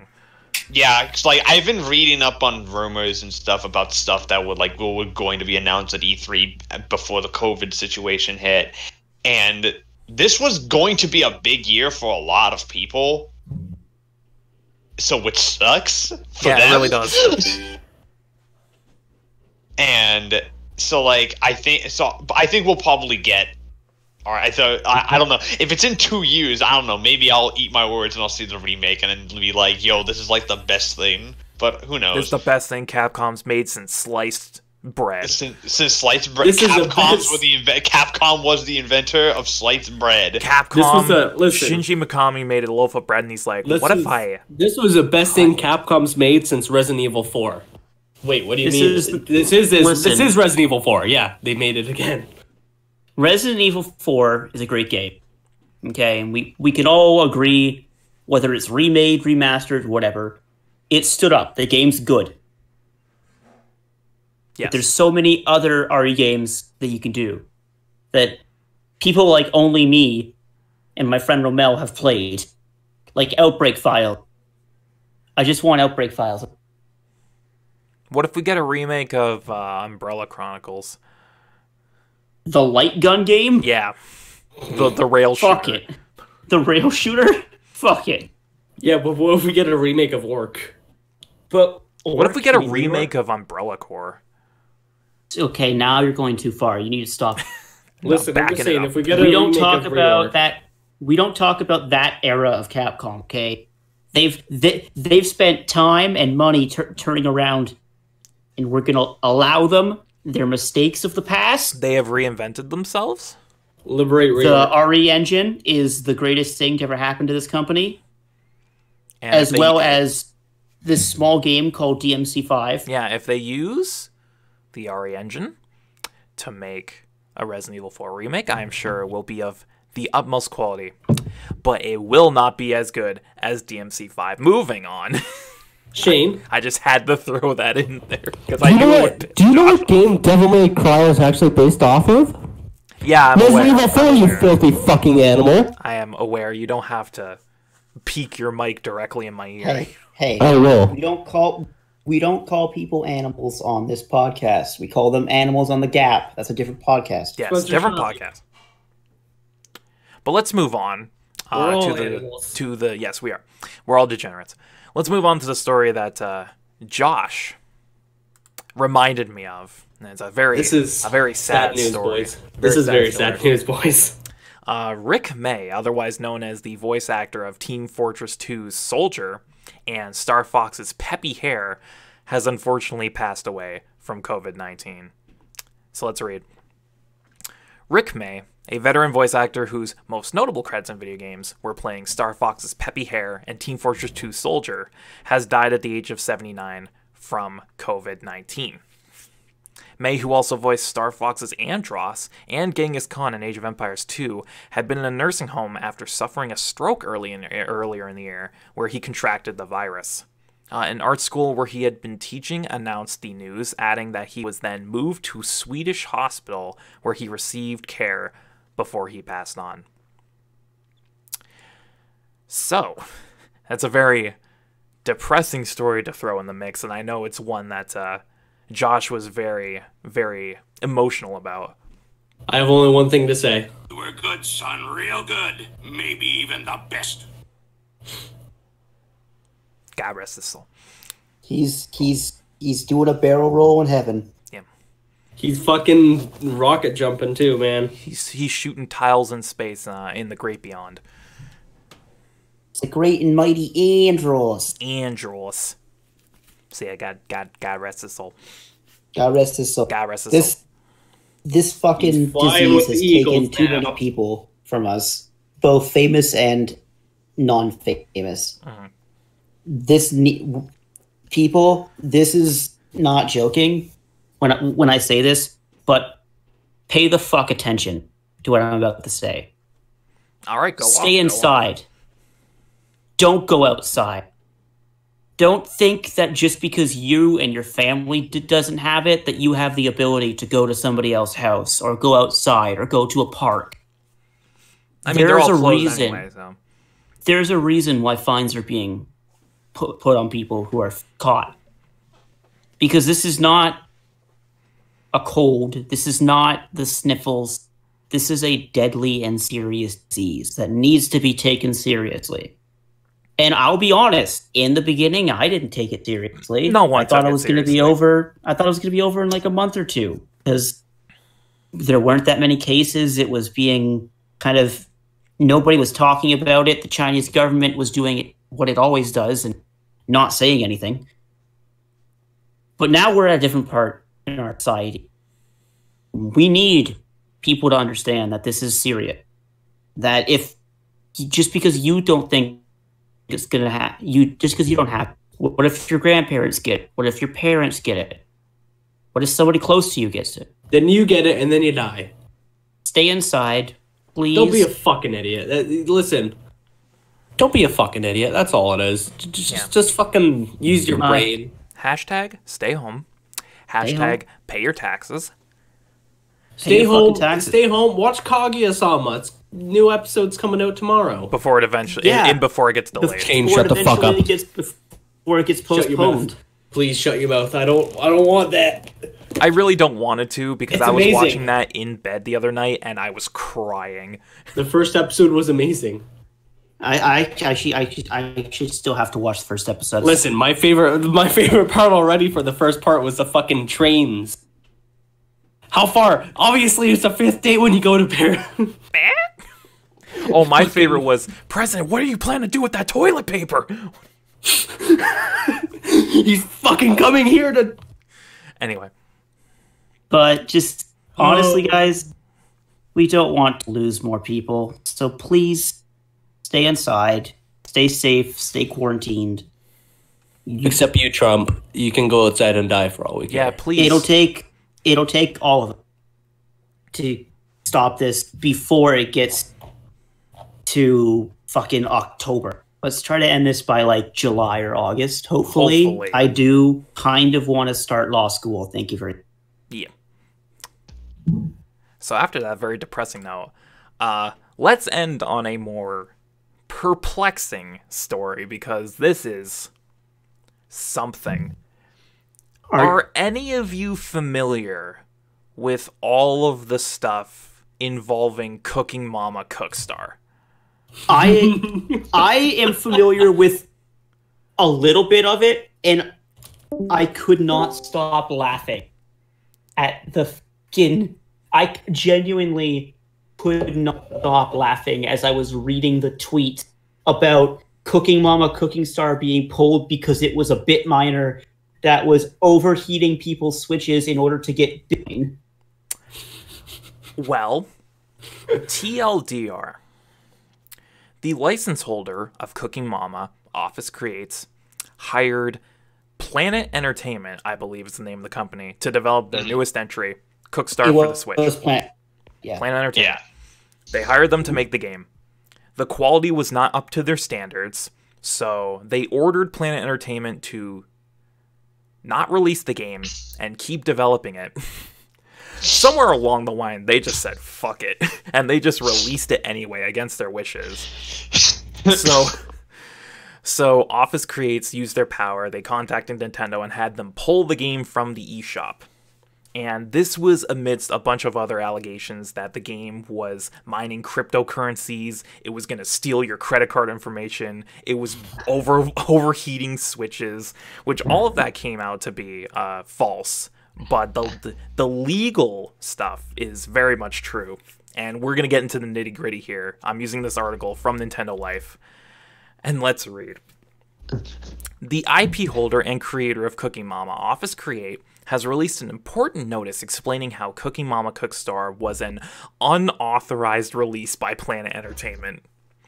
The statement also mentions how the Japanese-based company is now evaluating all of its legal options against Planet in order to protect its customers' intellectual property rights and the Cooking Mama series. And here is their official statement.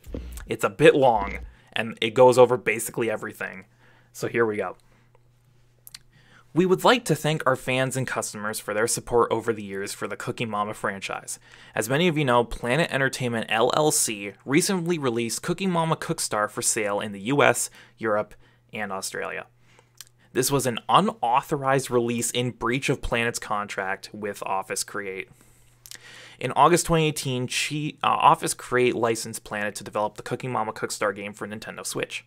Unfortunately, the quality of the game builds failed to meet the standards that our customers expect and deserve. Office Create rejected a wide range of deficiencies affecting the overall feel, quality, and content of the game. Yet despite being contractually obligated to correct the identified deficiencies and resubmit the corrected game for Office Create's approval, Planet proceeded to release Cooking Mama Cookstar without addressing all of the rejections and without Office Create's approval. We also learned that Planet and or its European distributor has been promoting an upcoming European release of a PS4 version of Cooking Mama Cookstar. Office Create has not licensed Planet or any other entity to create any Cooking Mama games for PS4. Office Create itself has not been involved in the development of any PS4 Cooking Mama games. On March 30th, 2020, Office Create notified Planet of its immediate termination of the license due to Planet's intentional material breach of the license contract. Despite such notice, Planet continues to advertise and sell the unauthorized version of Cooking Mama Cookstar on its website in willful violation of Office Create's rights. To date, Planet has not confirmed the status of the unauthorized PS4 version.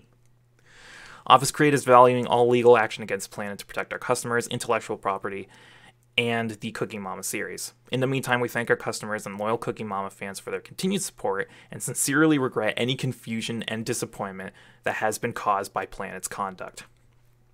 Who wants to take this one? I'll take this because this is the funniest story I have heard in a while, and I love it. What? This is all you. I'll come in at the end with some legal bullshit, but this is your story, son. This is the funniest story. I've been following this story since it fucking started because I learned about this off the blue on a Twitter thread, and I was in awe about how stupid this whole thing was and how ridiculous and unprecedented this is.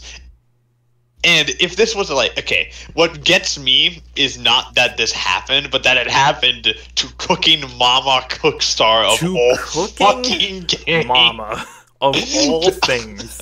Of all games.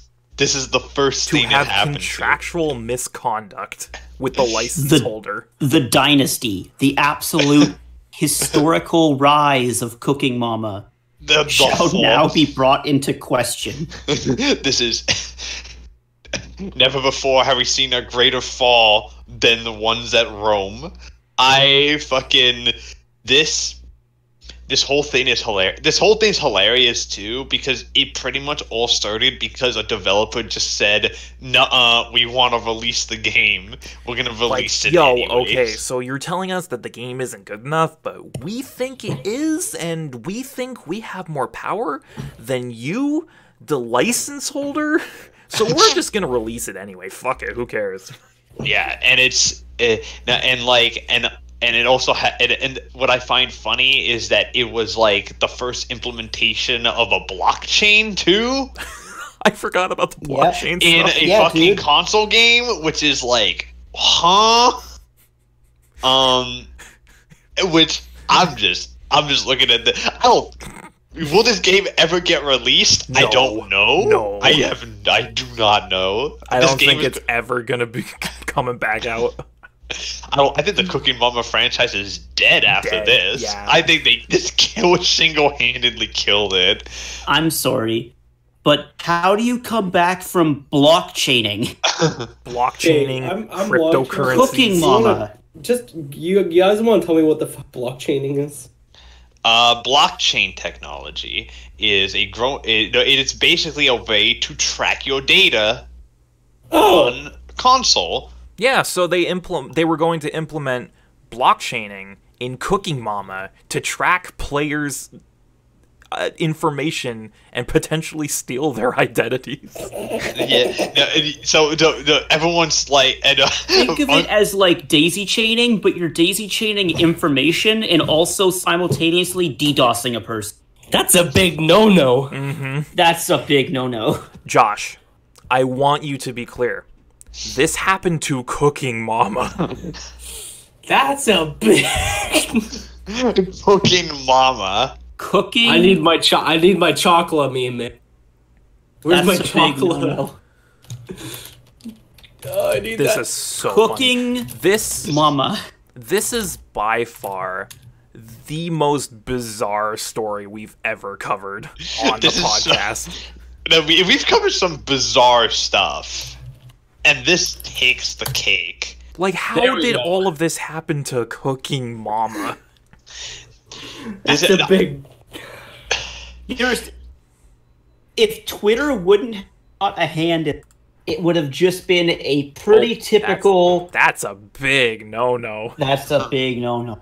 Yeah, that's If Twitter hadn't got a hold of this and looked into some of the files, it would have just been a very typical IP and contract dispute, which happens a lot more than we realize. They just don't talk about it.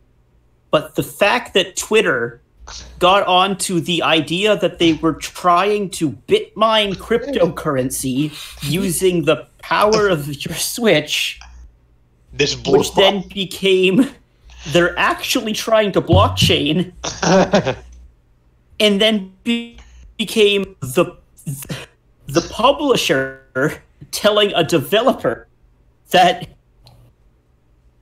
what they're doing is wrong, and then the developer going, nah, B. Like, the thing that Nah, we do what the we thing want. that gets me is that Office Create went to them and said, "Yo, this isn't good enough. You need to delay this to keep developing it." And they're like, "Nah, we're gonna release it anyway." And then they They're come just back like, and "Nah, they fam, say, we good." "This is a direct breach of contract." And they're like, "Lol." That's the LMAO. best part. They were told of this probably 2 or 3 times by their lawyers that, like, you don't do this, we're going to press charges. Don't do this, we're going to pursue legal action. Don't do it. Like, you have to give them some warning. And he just went, LOL, no. LOL, They're just no. like, we'll do Released it on the anyways. eShop. Imagine this. Imagine that the first prototype for RE4, okay, like the one that would become DMC.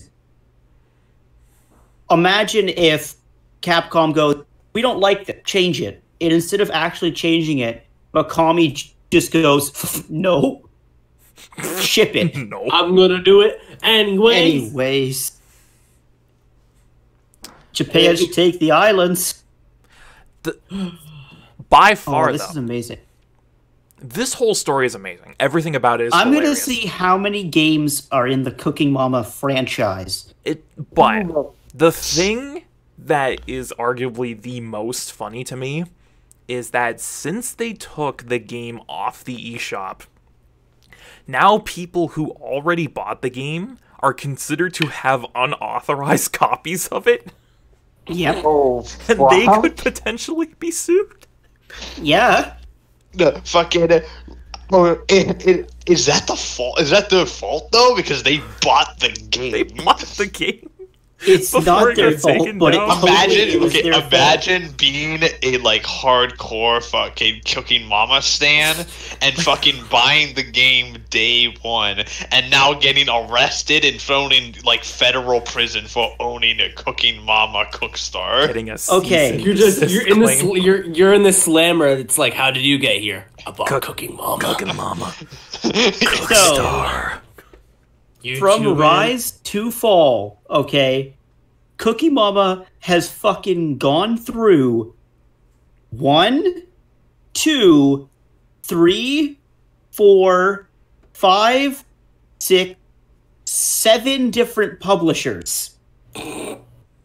It has gone through Taito, Square Enix, Cooking Mama Limited, Majesco Entertainment, 505 Games, Nintendo, Fujitsu, Korean Cooking Mama Limited, and in Japan and Nintendo of Japan. Why is How did there a this- separate cooking? There's Cooking Mama Limited, Korean Cooking Mama. It has 15 games that has ran from 2006 to 2020, technically. 2020, and that's it. That has been included, really serious for like fucking 15 years. including but not limited to Cooking Mama Cook-Off, Cooking Mama 2 Dinner with Friends, Cooking Mama World Kitchen, Gardening Mama, Cooking Mama 3 Shop and Chop, Crafting Mama, Babysitting Mama, Camping Mama, Cooking Mama 4 Kitchen Magic, Gardening Mama 2 Forest Friends, Cooking Mama 5 Bon Appetit, Cooking Mama Sweet Shop, and Cooking Mama Cookstar. The now unreleased game. The now- that it's vaporware. The now fugitive vaporware. The best thing is that on the actual Cooking Mama series Wikipedia page, its latest release is listed as Sweet Shop, not as Cooking. Yeah, because it technically hasn't been Doesn't released. exist. Yeah, because it People doesn't can get exist. sued for this because they technically own illegal copies of Cooking Mama Cook. Every They Can I- bought. further away from God. Can I follow that story up with a response from Planet Entertainment? I Yes, just read the please. article. They Yes. say it's within their rights. Official statement from Planet Entertainment on Cooking Mama Cookstar. Planet Entertainment wants to explain the mystery surrounding the Nintendo Switch game to all Cooking Mama Cookstar fans. Office Create, the rights holder to Cooking Mama, approved a detailed game design in 2019. First Playable, the game developer, and Planet followed the exact approved design. That design is the exact game on Nintendo Switch, which also includes many additional Office Create suggestions which add gameplay value. Unfortunately, creative differences arose as Cooking Mama Cookstar was near completion that were outside the scope of our agreement and the game design approved by Office Create. Creative differences in Cooking Mama. What are we gonna do? Are we gonna cook it this way? Are we gonna cook? Are we gonna boil it? Are we gonna roast it? I don't know, man. That sounds like a Food Network show where your sous chef wants to fucking broil the fish, and you're like, no, soak it in water first. What the fuck are creative differences in Cooking Mama? By contract, Planet is fully within its rights to publish Yep. Cooking Mama Cookstar. It's fully within its rights. There is no active litigation or ruling that prevents Planet from publishing the game. Cooking Mama fans have been very enthusiastic about Cookstar, including the many new features including vegetarian, unicorn food, potluck party, and more. We appreciate Unicorn potluck vegetarian party. We appreciate the overwhelming positive response and support from Cooking Mama Cookstar fans. Office Cree has our total respect. We thank them for their wisdom and wish them well. Fuck. I question the whole thing. We're impressed. We're satisfied by the positive I question their response. sanity This game was panned to hell and back when it came out. I don't know what positive response they're talking about. Creative differences arose. Creative differences arose Outside the scope of our agreement and game design. I just want to repeat that. Creative differences arose, which caused the developer to rogue release the game without consulting the the publisher. Because, yeah, that's a good idea. That's a good idea. That's a great idea. Creative differences on Cooking Mama. I also want to point out that there's an entirely separate news story that talks about how the actual official website is still selling physical copies that you can, quote, purchase with confidence. So they're still trying to sell it. Oh my god. I mean, I'm, for one, am ashamed that I will not be able to create unicorn food or have a potluck party. I'm just so sad. I can't believe I can't have a Cooking Mama that has vegetarian options now. You guys don't understand. You guys understand, I need this game. I've collected all 15 Cooking Mama games. Sorry, 14, I forgot, this one doesn't exist. You don't understand my struggle, man, of not having vegetarian. I have made 14 volumes of Cooking Mama Dojin. I have created my own called Cooking Papa, and it's a male version where you use a barbecue. You cook meat and steak. Why does this sound like something that exists? It's probably a fan game. I've actually created my own as well. It's called Cooking Sun, where you make terrible food like for Father's Day. You make crappy eggs, and you cook instant ramen. I've created a spin-off called College Mama, where you just make Kraft macaroni. Where it's your mother trying to kick you out of the house because you've been there for too long. Son, you finished college 4 years ago. You can get your own place. No, I have my idea. It's a College Mama, where you're actually a teen mom, and you're in college. And you have to deal with the societal prejudice against... Oh my god. I'm going to school to get my degree, but I also have to raise my child. With QTEs and multiple... spoiler alert, in one of the endings, Children's Aid comes and takes the child from you. But you got your BA. You got your BA and you made some really great calzones. No, you got your BA in You got your BA in fashion, and it leads you nowhere. You got your BA in liberal arts. Oh my god! Why did this happen to Cooking Mama? That's what gets me. It's like if it happened to like something like I could see this happening to like Call of Duty or something like that. Like a game with this like a game that has like a game series that has like 3 developers on it and like a publisher who is shady as hell. But Cooking fucking Mama is the game that this happens to is hilarious. It's so funny. We live in a world. We live in a world, man. Yeah, easily the funniest news game story of the year so far, without the shadow of a doubt. Keep in mind, we now live in a timeline where Cooking Mama Cookstar was both released and then taken off of the Switch eShop, never to return. Never to return.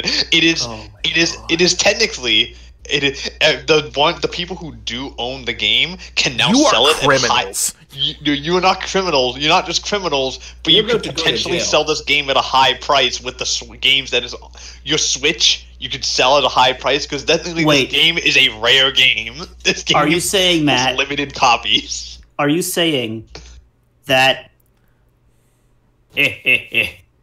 I'll buy it at a high price. I'll buy it at a high price. If Imagine- if What are you this game, selling? if the legal Ja. stuff never gets settled and this game never gets re-released, This the is a people legendary. who bought this day one now have the rarest game in existence. I'd have one of the More rarest rare than games. Flappy Bird. If Flappy Bird still exists, though, so like. I just can't believe it, man. I don't. Fucking, it's almost as rare as the Scott Pilgrim game, which doesn't exist anymore either. You can't buy it anymore. Yeah, technically, I own a game that does not exist on my hard drive, so I'm Yeah. also Yep. a criminal. You are a criminal. criminal. The difference is that game was not taken off by the publisher, but by the fucking game store because they just didn't renew the license. So And also, that happened several years after the fact, not like yeah, immediately after it came out. not like immediate. Like I think like a day this happened. Or I think like, it released and then the next day it was taken down. So Yeah. like within a I span of still 24 can't believe hours. it, man. Licensing is one of my favorite things to talk about. Because licensing is actually really simple.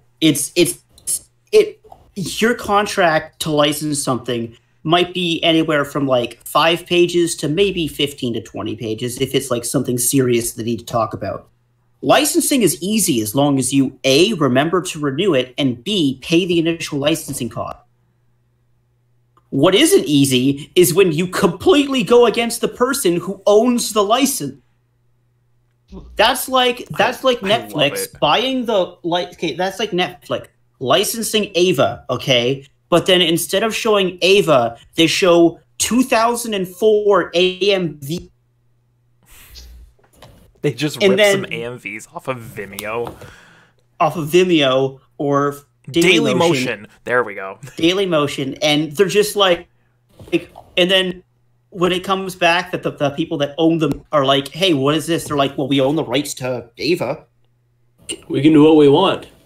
I love it. I love my favorite thing about this is how they specifically told them this is a breach of contract. You cannot do this, and they spit in their face. They're just like, yeah, no, we can do what we want, man. They're just like, yeah, you own the rights to the license, but we made the game, so fuck you. Stop stabbing that person. You're going to proceed to them. Oh man, What this a is just what a year. What a year for video 2020 games. has been something, ain't it? 2020 is was supposed to 2020. be a good year. 2020 indeed is a year. I don't think 2020 even exists at this point. At this point, I'm just going to skip it. Yeah. Wake me up when it's January. yeah, just wake me up when it's January. It's a wash. Call it a wash. Start over. I'm sorry, wait, what? I just logged on to my Instagram just to look at some just to see, who's breaking rules. And Freddie Prinze Jr. is DMing a D&D campaign. Oh shit. Yeah. Well, I know what I'm doing. I think with that said, we can wrap up the news section Yeah, and I get think this we're thing pretty much. underway. Yo, shout out to Freddie Prinze Jr. Yeah, he's by the great. way. He was Fred Roger. Yeah. He was also Gold D. Roger, King of the Pirates. Yo ho ho. He You're took me by the lying. gun gum. Yeah. Anyway. Yayo, That's, yayo, yayo. Yayo. So that's it. That's the last news story. Good God. Fuck. What a news story to go out on. Oh, that's why I kept it for the Ouch. end, because I'm like, this is absurdity at its finest. Yeah, this is. Hashtag break those Break the ankles. Break the ankles of all who oppose you. Shoot them in the kneecaps. Anyway, let's wrap this shit up. snap their spines where they stand. Thank you for watching this exciting installment of the Bearded Banter podcast. boy. Okay. Go ahead and subscribe to us right here on YouTube, youtube.com/BeardedGameNetwork, where you can find a host of great gaming videos, including podcasts like this one. Man. Stream VODs, Let's Plays, unboxings, funny edited content, and more. And what do we do, boys? Smash Click. that motherfucking bell. Click it, smack, rearrange it. Hit Click. that bell, get constant for your favorite gaming con.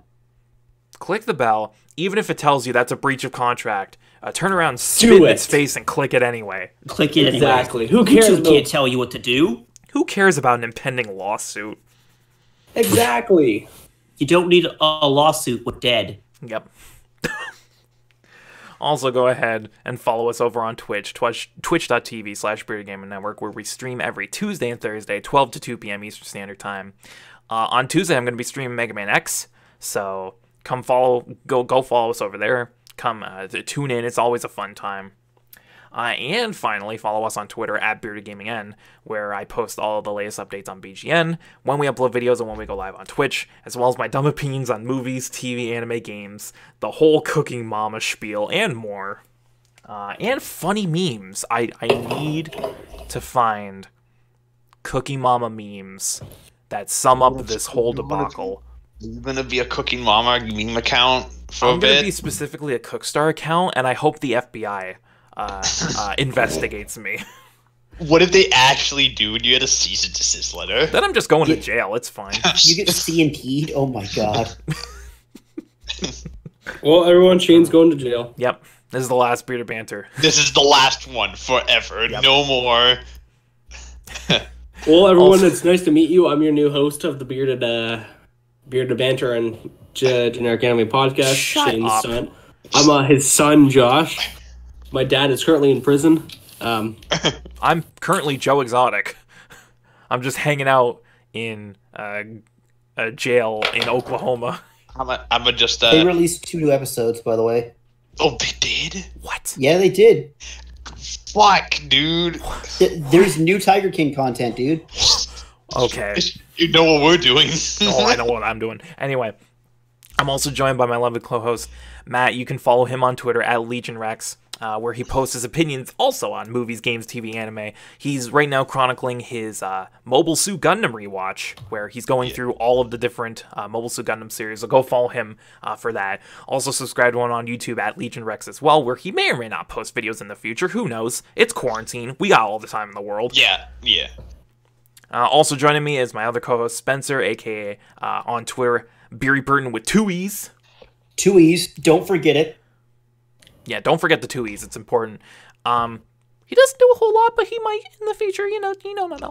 Hey, don't know. all I'm saying is that if Shane and Matt have anything to do on Wednesday, there may be some content coming out next week or next week. That's all I'm saying. Well, tune in for that, I guess. Twitter, Beery Burton, 2 E's. 2 E's. And last but not least, my son, the new host of all of our podcasts. Yep, my nice to son, meet you. Josh. What's up? You can follow him over on Twitter at RebornWeeb, where he still doesn't post anything, but you can also follow him on Twitch, twitch.tv/TimmyTataka, where he will occasionally stream some stuff. In the last couple weeks, he's been doing some old school RuneScape as well as Resi 4 on Professional. So go follow him over on Twitter at RebornWeeb, where he may or may not indicate when he is streaming. He just kind of does it. So Yeah, I just gotta do it, and yeah. yeah, but go follow him over on Twitch, Timmy the Taco, for all that great content. And with that said, we can wrap things up here. So thanks for watching this illegal installment of the Bearded Banter podcast. We'll be back in 2 weeks, where we won't have a story as great as the Cookie Mama thing, but we can sure hope there will be. But with that said, With the COVID stuff, who knows? Yeah, who knows? We might get something even more absurd because this view is already a mess. the So- president of Planet Entertainment gets COVID. Anyway, Oh. no. That's it. We'll see you in 2 weeks for another podcast. Keep on gaming, everyone.